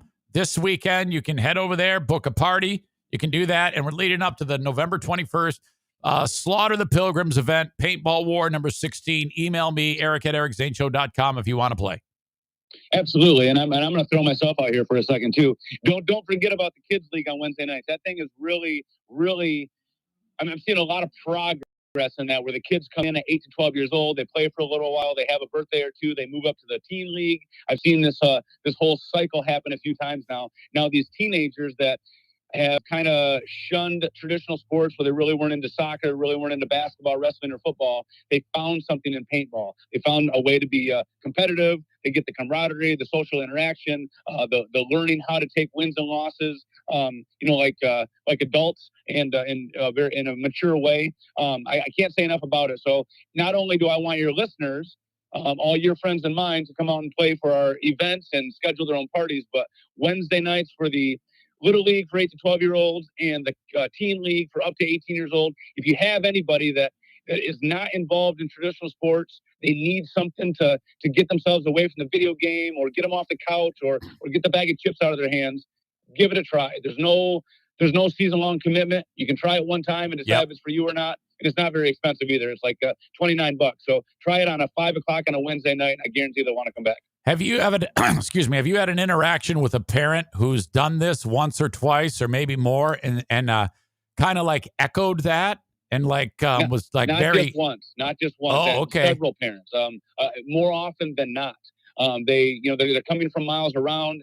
And they're doing exactly that. They found something for their kids to be involved in. And not only that, I've got one family of 3 kids, 2 girls and a boy. And all 3 of them, one of the girls is the most aggressive and probably the best paintball player at this point. But it's awesome that they can go out there and play on a level playing field. They don't have to, it's not basketball, it's not football, it's not wrestling where maybe one gender has to take it easy on the other. They're out there just giving it their all, playing against each other, and they can't wait for the next week to come because they're having such a good time with it. So it's like I said, I can't say enough about it. It's paintball has brought me a lot of cool things in my life as far as being able to compete. Once you get outside of high school, you get to do something competitively. You get to have those bonds with people, and stay in shape at the same time. All that stuff is great, and some kids don't have those opportunities, even though those things are available in school. It's sometimes it's intimidating if you go to the wrestling room and you want to become a wrestler, right. But you got all these kids and parents that have been in it for 4 or 5 years already that you really don't know where you're going or what to do. We kind of specialize in the brand new kid. We want to bring him along, and once they learn how to hold that gun to their shoulder and shoot accurately, they can be formidable on the field. And once that happens, their personal confidence level just skyrockets. It's really awesome to see. Have you ever had sex on a paintball field? Well, yeah, I'm trying to narrow one down, but yes, the short answer is yes. I'm not Dale by any stretch, but it has happened. How about that on Smarter Than a Former Drug Dealer Trivia? Did you listen to the most recent episode? You found a way to shut him up, didn't you? Oh, my God. He was so quiet because normally his intros, like he thanks Bennett Flooring. Oh, yeah. He goes on and on a simple question sometimes. I mean, love him to death. But he didn't have much to say at all during that thing. He just focused on the 2 things he was working on. And that was the answers and the task at hand. Did you notice he was like really efficient with the answers too? I think he kicked ass in the game. He absolutely kicked ass. There kept an analogy kept bouncing around in my brain about Samson and the hair or something. I don't know exactly how it fits here, but there's something to do with if Dale's pants are off, he performs better. I don't know. Yeah, he was unbelievable. Okay. Well, all right. That's all the questions I have for you. Thanks again. And I just wanted to drop in and say hi. I appreciate that. Okay. Thanks for sponsoring Cardiff. I'll talk to you soon. Okay. Yeah. Bye. All right. Knock it off, Zane. Do what I want. No, I want to do what I want. Thanks. I don't tell you how to drive the truck. Okay? We have a relationship here. I try my best, try to be entertaining, try to have fun. If I'm having fun, more often than not, you will too. No big deal. Let's not make this more complex than it needs to be. Long-winded, let me give you a critique of what you've done for 35 years. A little bit much for my liking, We're not going to go there. I'm going to nip that in the bud, as Tony Soprano used to say. I'm going to nip it in the bud. Not going to go there. Tyler says, next time I'm playing paintball and see white all over the obstacles, I'll be wondering if that's paint or jizz. How about a Walking Dead themed paintball event?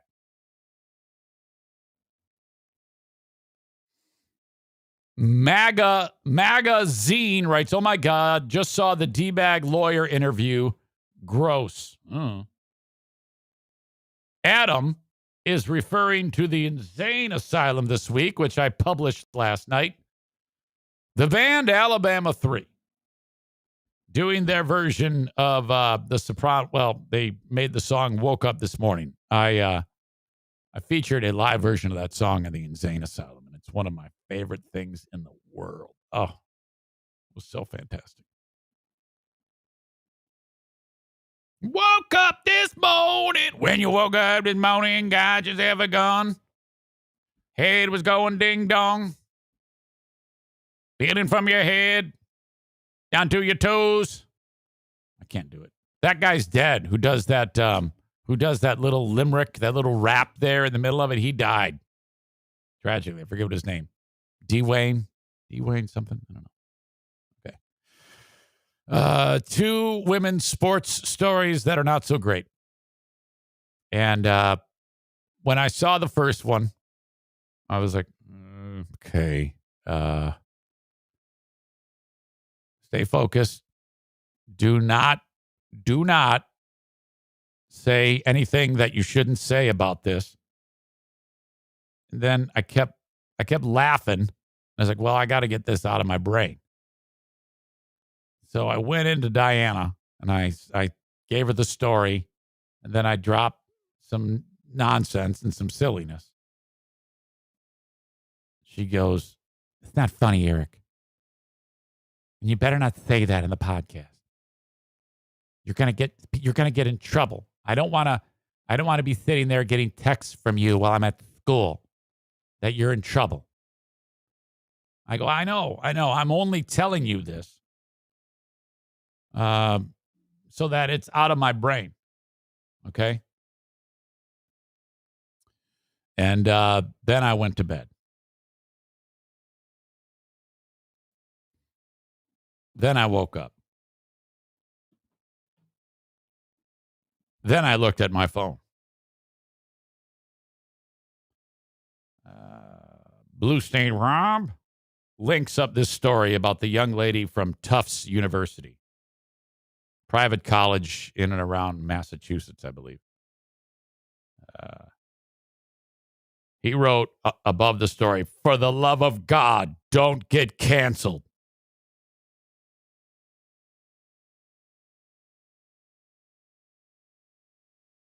College lacrosse player dies at age 20 after choking on a hot dog in a hot dog eating contest.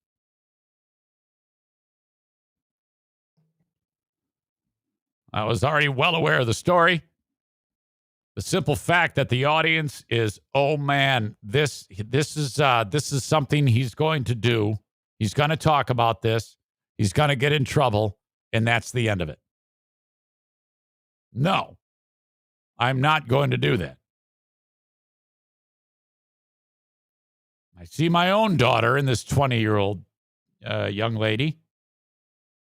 So, all right, enough of that. There's really nothing more to say.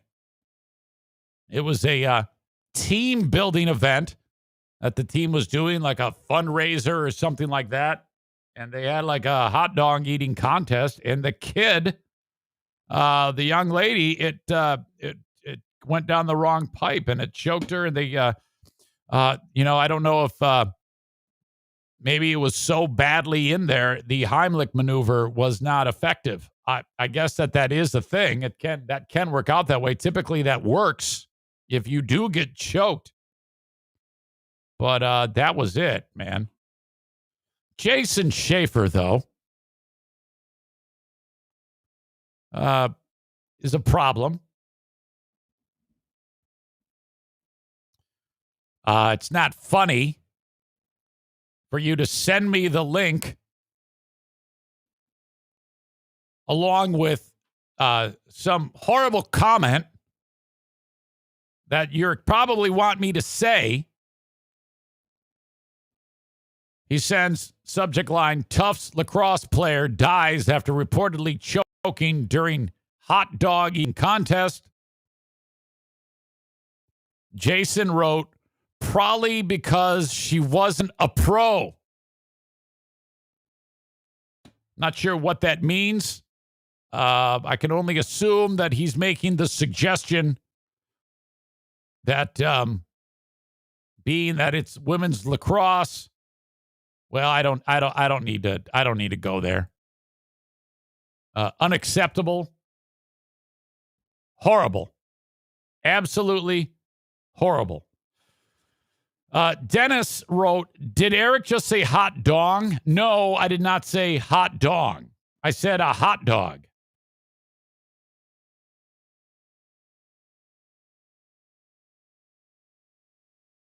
Absolutely terrible. I can't imagine it. From Afghanistan.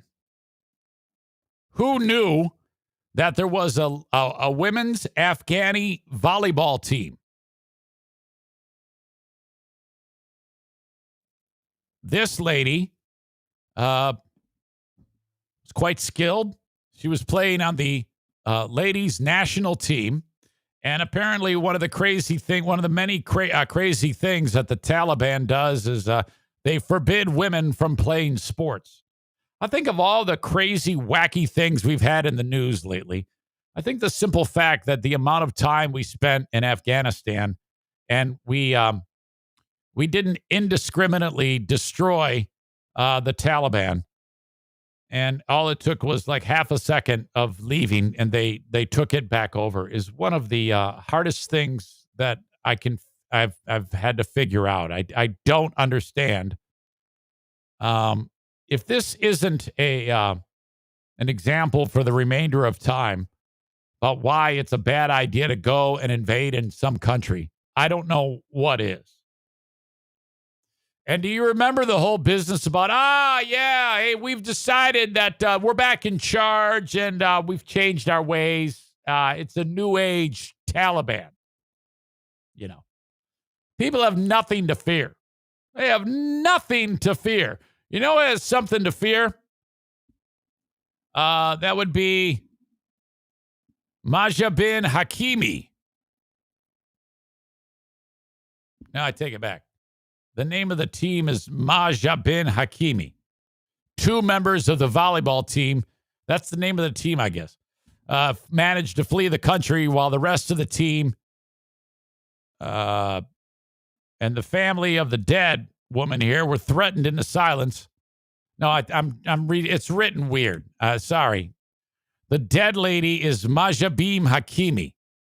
So basically what they did was Taliban had been taking notes about, all right, who's a traitor, who's an interpreter, and who's playing volleyball, women's volleyball. We're going to go and kill them, because they went ahead and they got a hold of Maja bin Hakimi, and they slaughtered her. They actually cut her head off. Killed earlier this month. Death mostly hidden because the family had been threatened not to talk. Oh, my God. And then they posted the pictures. Their way of scaring the locals into submission is by saying, yeah, this is what's going to happen to you. What a screwed up place. And it seems like, of all the things that have gone on in the world, it's remarkable how feeble of an attempt we did for 20 years. I mean, did we not try? And it's not like we were above doing indiscriminate destruction of things. We just killed a family of 10 in and about the same time that we were trying to get out of Afghanistan. Remember that? Oh, yeah, this is ISIS-K. We're going to blow up this car. They blow it up, and it has nothing to do with ISIS-K. It's a family of 10 going to the park. So the crazy-ass Taliban killed the woman because she's playing sports. According to this article, all the players of the volleyball team and the rest of the women athletes are in a bad situation and in despair and fear. Everyone has been forced to flee and live in unknown places.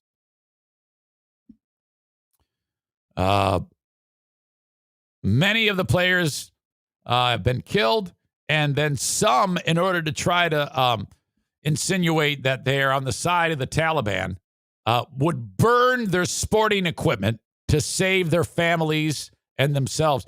It's just remarkable to me that you can be in a scenario where you are being ruled by evil people who will kill you because you did set spike and charge the net. What the fuck? You know, it's almost like there's more citizens than there are Taliban.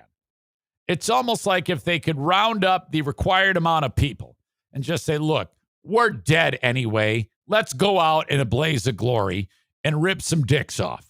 Okay? We'll go grab the first guy with an AK. We'll overcome him. We'll build a perimeter around him. A few of us are going to get taken out, but we got to do this. Something has to happen. The fucking Afghanis now, since the U.S. have abandoned them, they're going to need to grow some stones here and try to save their families and their women. I mean, what would you do? Okay?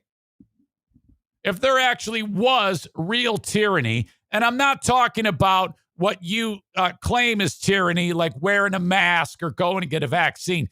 That's not tyranny. I'm talking about real tyranny. You loudmouth pussy sitting there saying, hey, it's tyranny, I gotta wear a mask. It's real tyranny. We gotta have an uprising. No, that's not what I'm talking about. My God. All right. You can come hang out with me this weekend. I'm excited about this. I get to see puppy dogs. Hold on a second. I had it and I lost it. Allison from Harbor Humane is featuring Halloween this weekend. If you're not mad at me because I did the world famous Cardiff Electric podcast on my show, you can join me tomorrow. The shops at West Shore parking lot. I have been given the opportunity to judge the pet costume contest. Okay? 2 to 5 p.m., the shops at West Shore in, where is that? Holland? I don't know. Look it up. The shops at West Shore. In the parking lot. You can't miss us. Bring your dog. Sarah, Rook Ruck Roosh, perfect opportunity for you to bring Monster, dress him up, okay? What you can do, since you live in Allendale, Sarah, you can dress him up like a Trump voter, okay? Put a MAGA hat on the dog. Maybe have him storm the Capitol or something like that. You can reenact all that weirdo shit that you and your people did, okay? Dress up Monster like a MAGA supporter. I want some dog to look like that. Costume contest, 4 p.m. Allison says, if you could be there a bit before 4, that would be great. No. I'm getting there before 2, okay? If Halloween is 2 to 5, that's when I'm going to be there. Excuse me. Impossible for me to bring Daisy. She'll get in a fight with every dog there. Maybe Benny. Maybe Bruce. For sure, Oatmeal. Also, not sure if this is something you and Diana would be interested in, but we are still looking for folks to come with trunks because we have so much space. It would consist of backing your car up to the sidewalk, handing out candy from the truck back hatch truck bed. Well, of course. Folks will be decorating their cars / trunks. I'm not going to do that. We may have a contest to see who has the best decorations. Dog-friendly event. Bring whichever pooches you want. If you could promo on the podcast, thank you. So there you go. Come see me. Talk to me about how much you love the Cardiff Electric podcast. All right. Thank you for inviting me, Allison. You have a great staff at Harbor Humane. Some tremendous volunteers. I love the dogs and cats. I love them all. I love all the dogs and cats. Okay. Cameo.com/Eric Zane. You can check me out there either on your desktop or or download the Cameo app. Hire me for just $15.99, and I'll do a bang-up job roasting you. It's been a little while since I've done a Cameo, so reach out to me and hire me.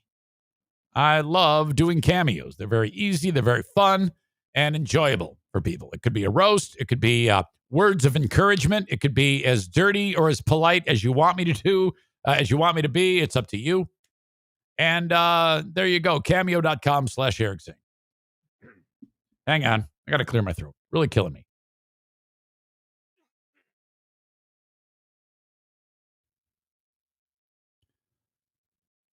There's a dumpster in my driveway from Dumpster Divers. Eric Zane. Hey, I got the dumpy. Dropped it off, and now I fill it. 21 yards of space. Cheaper than the other dumpster companies. High walls. Doesn't occupy a lot of space. Their dumpsters are different. They're cleaner. They're better. They're cheaper. If you need a dumpster, call or text 616-379. Pardon me.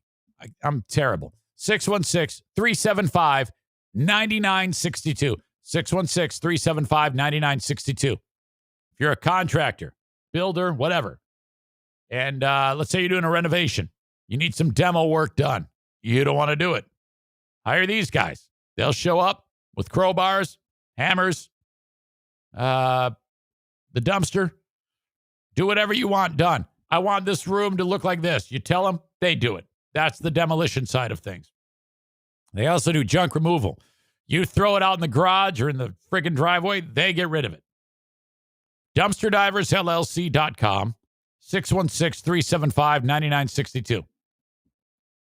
Joe Martinez is encouraging you to reach out to him at 616-516-8579. Call or text about getting A&E Heating and Cooling to service your furnace for the winter.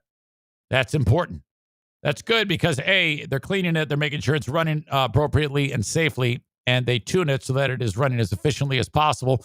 Heating costs are going to be up 52% this year. It's going to suck balls, so get ready for that. If you have a poorly tuned furnace that is not efficient, you're going to use more fuel, and that's going to suck. You're going to pay for it.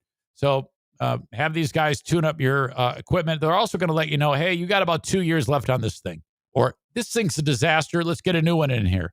They will install the Comfort Maker brand of furnaces and air conditioners from A&E Heating and Cooling, 616-516-8579. Okay. I got to pee, and then I'm going to wrap things up. Went a little long today. Am going a little long today, but that's okay. That's how it works. You just go for as long as you're supposed to go. You get the things you want off your chest and talk and have a good time, and that's it. Can't be more simple. I'm still so damn pissed off, you wouldn't believe it. I am so pissed off about what Bleeding Heart Brian did. It pissed all of you off. I cannot wait to read his response on the Patreon about what he said to me and what I said to him. My God. I'll let you talk amongst yourselves about that, and then I'm going to go tinkle. Okay? I'll be back.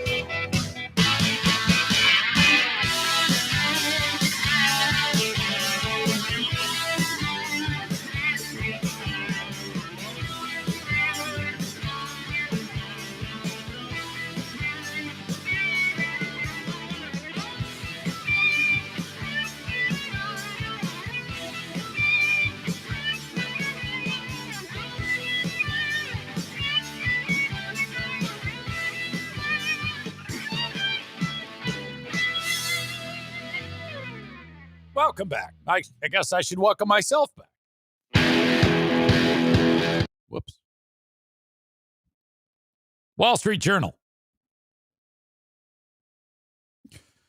COVID-19 vaccine mandates are surviving nearly all court challenges. What a tremendous headline. That warms my heart. It makes me happy. I know you all agree. A range of people, from nurses to firefighters to students, have filed lawsuits objecting to the mandatory COVID-19 vaccinations imposed by states and cities, claiming the policies infringe on their constitutional rights. Wow. Nearly every legal challenge has failed so far. That actually makes me want to jump for joy. With limited exceptions involving religious objectors, judges have overwhelmingly upheld orders in numerous states that require health workers, public employees, state university students, and government contractors to be fully vaccinated against COVID-19 as a condition of employment. These rulings, hang on, damn it.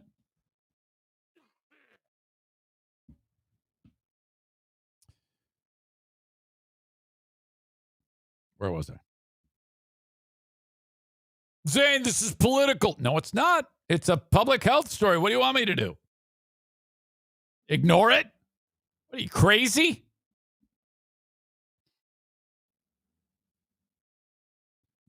Public employees, state university students, and government contractors should be fully vaccinated as a condition of employment.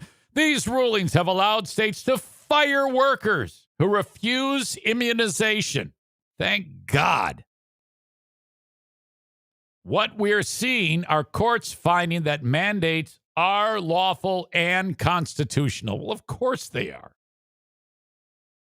Said Jennifer Pyatt, a deputy director with the Network for Public Health Law, a national nonprofit group based in Minnesota that promotes public health laws and has kept track of the litigation. More good news. More than 20 states and dozens of cities have adopted vaccination mandates, mostly through executive orders and legislation to control the spread of COVID-19. The legal basis for the orders largely stems from a Supreme Court ruling from a century ago, upholding a vaccine mandate after an outbreak of smallpox in Massachusetts. I guess they had dipshits back then, too. The court acknowledged in that case that states have broad powers to combat significant public health challenges. Thank God. This is great, great news. I will link this up because I know all of you want to read this great news, and because you're following along. None of you would possibly even disagree with that. So I'm just so excited that we can all be on the same page.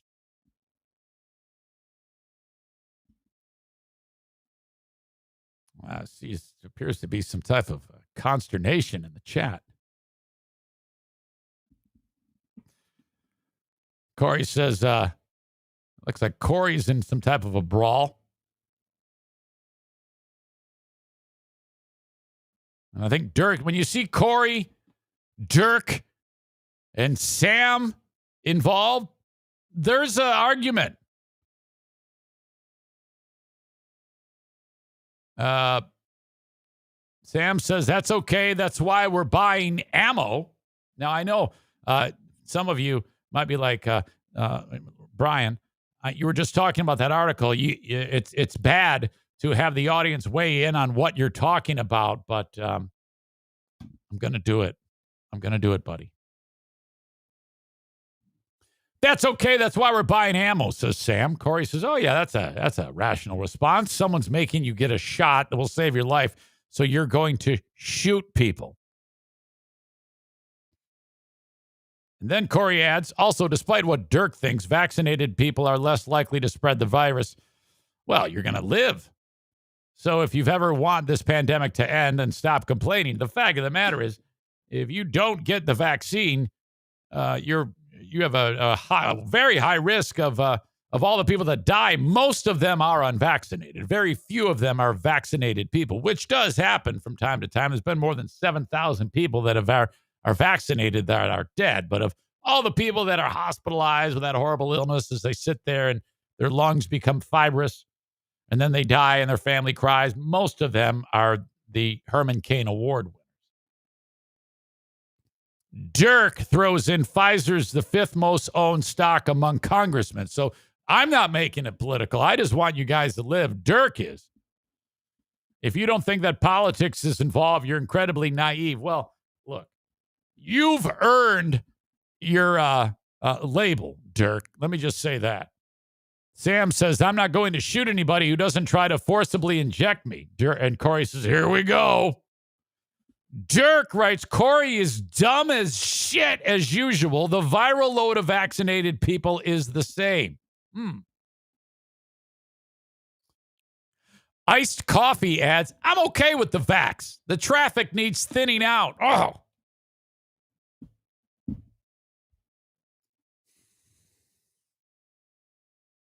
Adam says, Eric lights a fire and then ends the show. I'm not quite done yet. Corey says, dipshits have always existed throughout history. Are you saying you're a dipshit, Corey? Dean says you can spread the virus whether you are vaccinated or not. Well, everybody knows that. My body, my choice. Well, no, it's not. It's not your choice. It's everybody else's choice.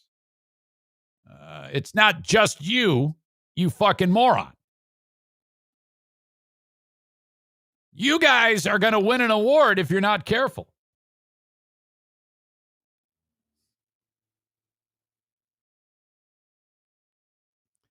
Get yourself vaccinated, Dean.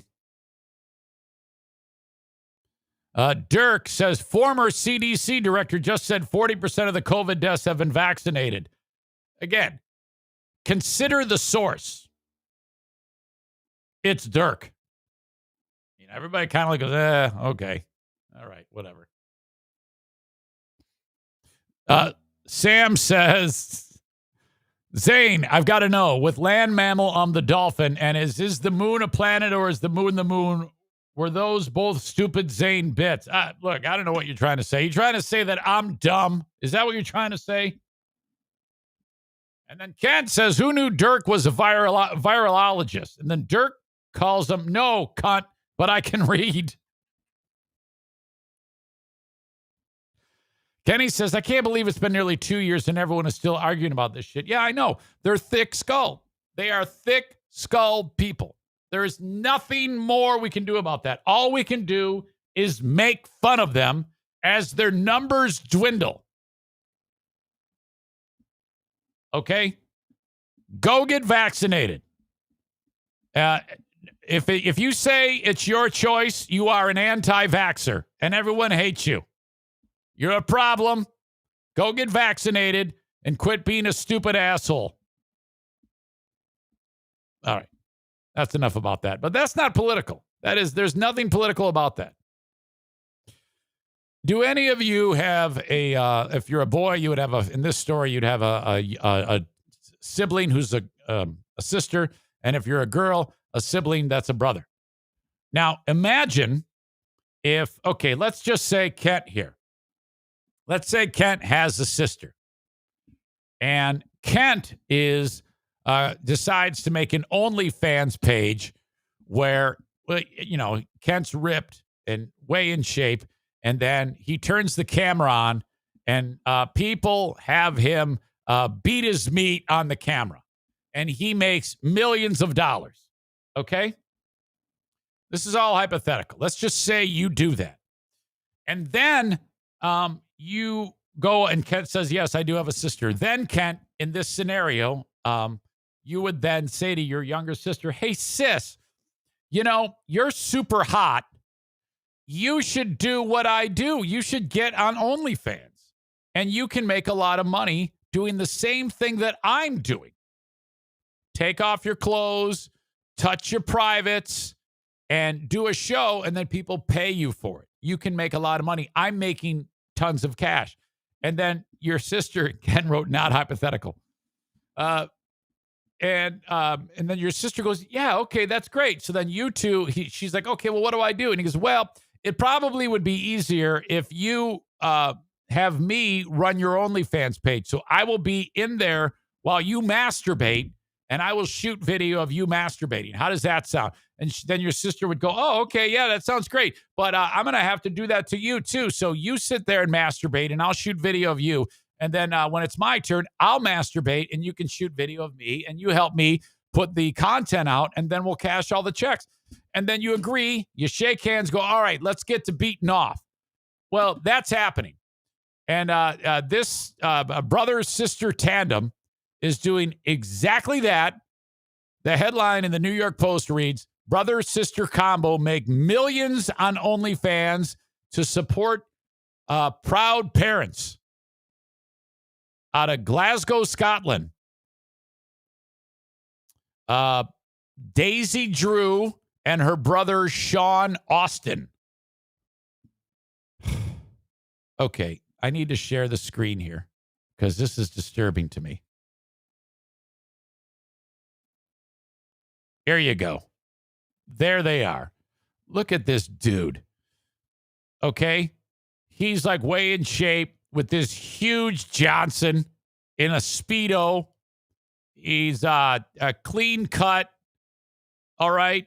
And then so women and men hire him to stroke his dog on camera. And then you got Sis here, who they're very, very attractive people. There's no doubt. By the way, those hips of hers, I'll bet you she can deadlift a ton of weight because you see this muscle mass here on the side, on the outside of that giant bikini, that giant G-string that she's wearing.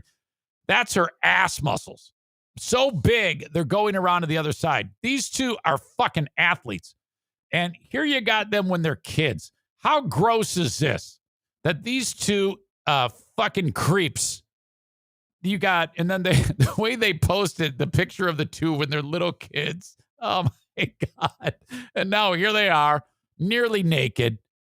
This is all sorts of fucked up. Whew. That's what Chris wrote. Did they have to put the kids in the picture too? I guess so. That's really, really rough. Sam writes, fucking athletes. No, I bet you they are. I mean, especially her. I bet you she could run a mile in like under 6 minutes, and she could probably deadlift about 280 pounds.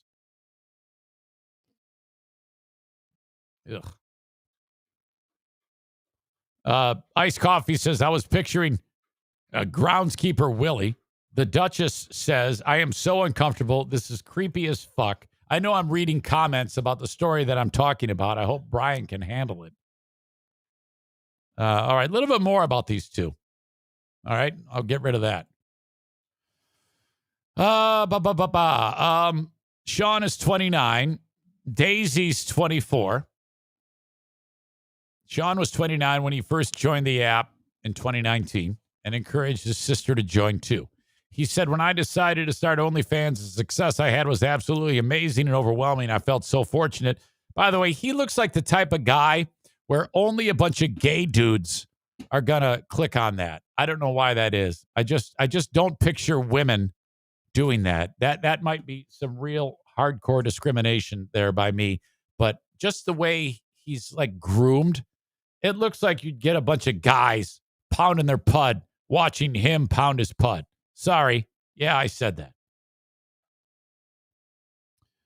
I felt so fortunate. But at the same time, it can feel like a lot of people don't understand. Well, we understand. I mean, you want the money. You're making a ton of cash, so you don't give a shit if you're grossed out. Money will make you do stupid shit. This is crazy to me. When I decided to start OnlyFans, the success I had was absolutely amazing and overwhelming, and I felt so fortunate. However, a year later, Daisy took the plunge and signed up while she was traveling in New Zealand. That's why Kent said my sister's in New Zealand. And it quickly turned into her main source of income. When she returned home, Daisy came clean to her parents about her income, and they gave their blessings as long as she's going to be safe. She said, my dad's really proud of me. He's supportive of what I do. I could never, if my kids came up to me, I think I would have to do all I could to keep that from happening. I could never, ever let it go. I think I would have to say, well, look, you may think that what you're doing is the right thing, but it's not. And as long as you're doing it, I will love you, but I cannot, I'm going to write you out of my will. Okay, let me start with that. I love you. I don't support this. I'm not comfortable seeing you even. It's all terrible. You're, in effect, ruining my life if I found out that you were doing this. I'm kind of getting ahead of this in case my daughters decide that they want to do this for a living. Now, Diana and I raised our kids right, though, so that would never happen. We're a very ordinary, run-of-the-mill family. Fingers crossed that I don't get a phone call today saying, Dad, guess what? No, I'm not okay with you being a fucking hooker, idiot. I'm just getting ahead of that.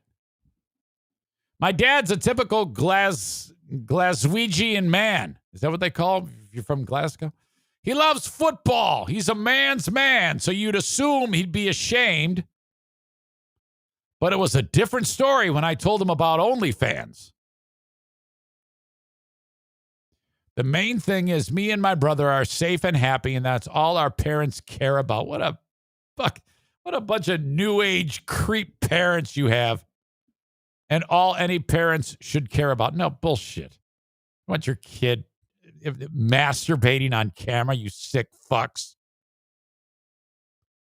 Between the two of them, Sean and Daisy say they've raked in over $2 million with their content. They now live in luxury apartments in London. Although they'd never film explicit content together, Daisy says it's helpful having Sean around to help shoot the pictures. Oh, God. Fuck. So gross. She said when you've been in an industry long enough, nothing is embarrassing anymore. Yeah, you've been worn down. You've ripped down the walls of taboo that are there for a reason.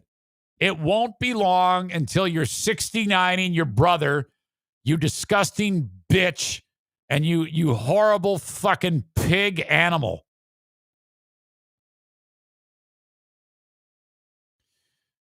Oh boy, my gaydar was right. It's easier because Sean is gay.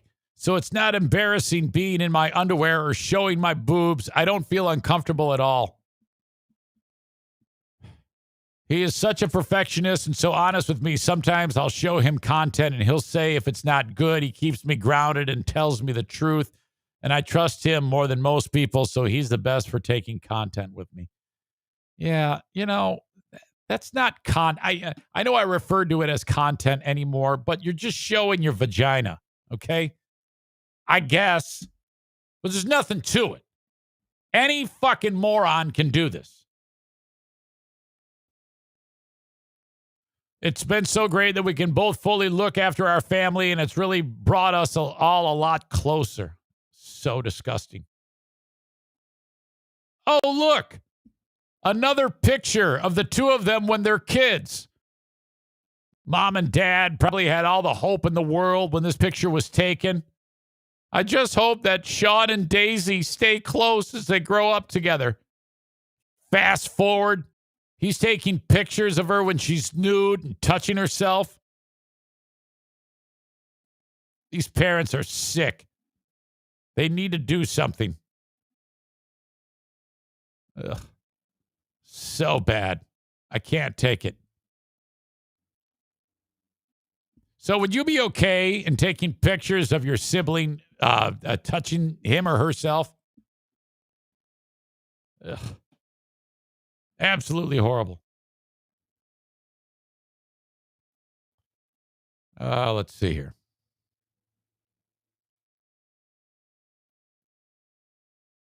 Get shut down on Facebook? I don't know.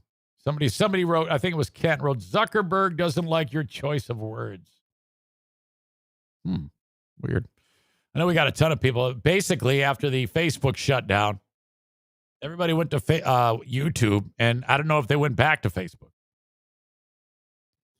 Boomer Bob out of beautiful Alabama writes, makes $10,000 a month on OnlyFans or make $12 an hour waiting on tables. Depends what kind of life you hope for your kid. Yeah. No.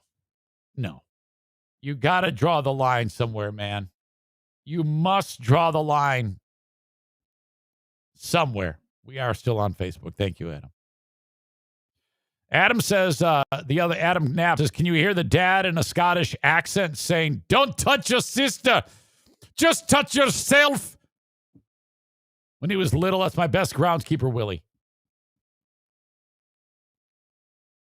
All right. Horrible story. A lot of horrible stories.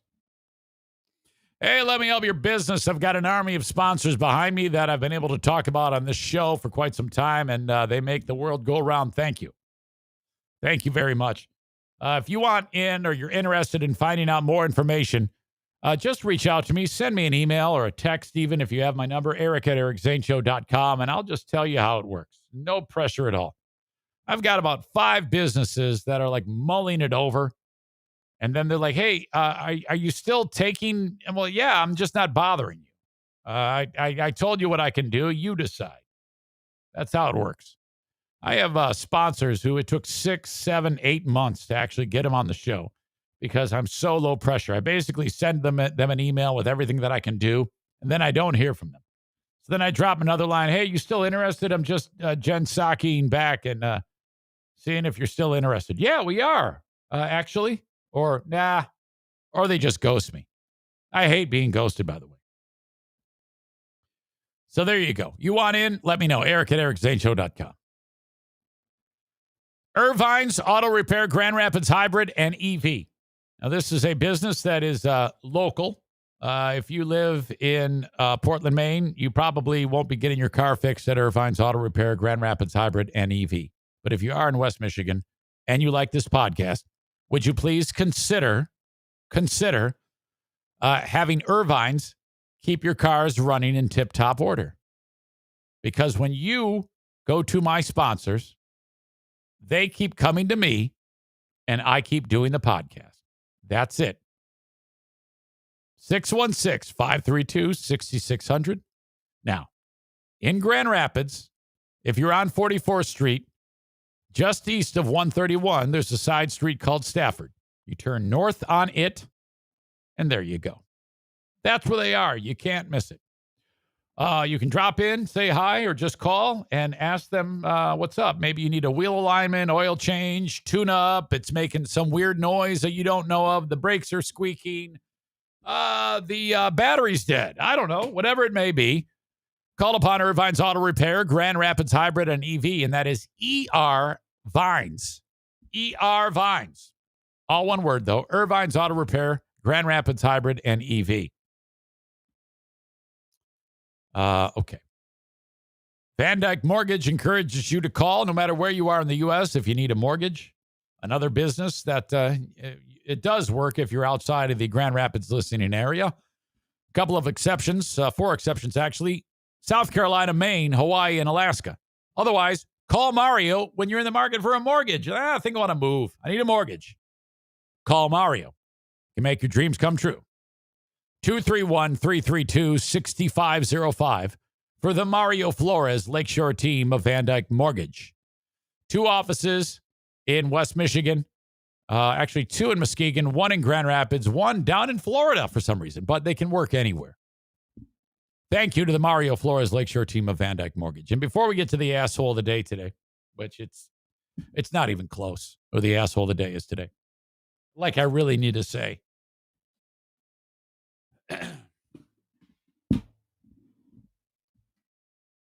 Blue Frost IT is the managed IT service provider for this show. Whether it's project work, whether it's for your house, you're working from home, whether it's managed work, they do it all at Blue Frost IT. I want you to picture you in a small or medium-sized business.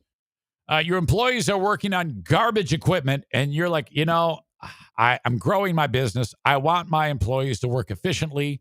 I want them to have the best monitors, the best printers, the best mouse, the best keyboards, the best desktop computers, the best router, the best server. I want all of that to be the best because I want them working efficiently.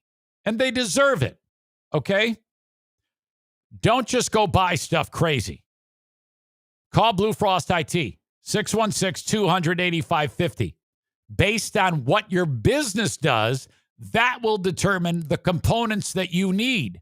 You don't want to be paying for shit that you don't actually need. So get a complimentary consultation from Blue Frost IT, okay? That's how it works. They are in West Michigan. So if you hire them for managed work, so let's say they help you purchase all that you purchase and they help you set it up, and then who's going to work on it if you need help? You hire them for managed work, different than project work. That means something goes south. Hey, so-and-so's computer got infected with a virus. Shit, I told you not to click on anything, dumbass. They can wire in, get in remotely, fix it, or show up at your place, boots on the ground. They're there. Managed IT service work. Blue Frost IT, 616-200-8550.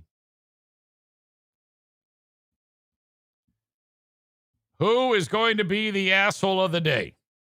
It's Rick for not liking Cardiff. It's Dirk for spreading misinformation every day of his life. These are all lies.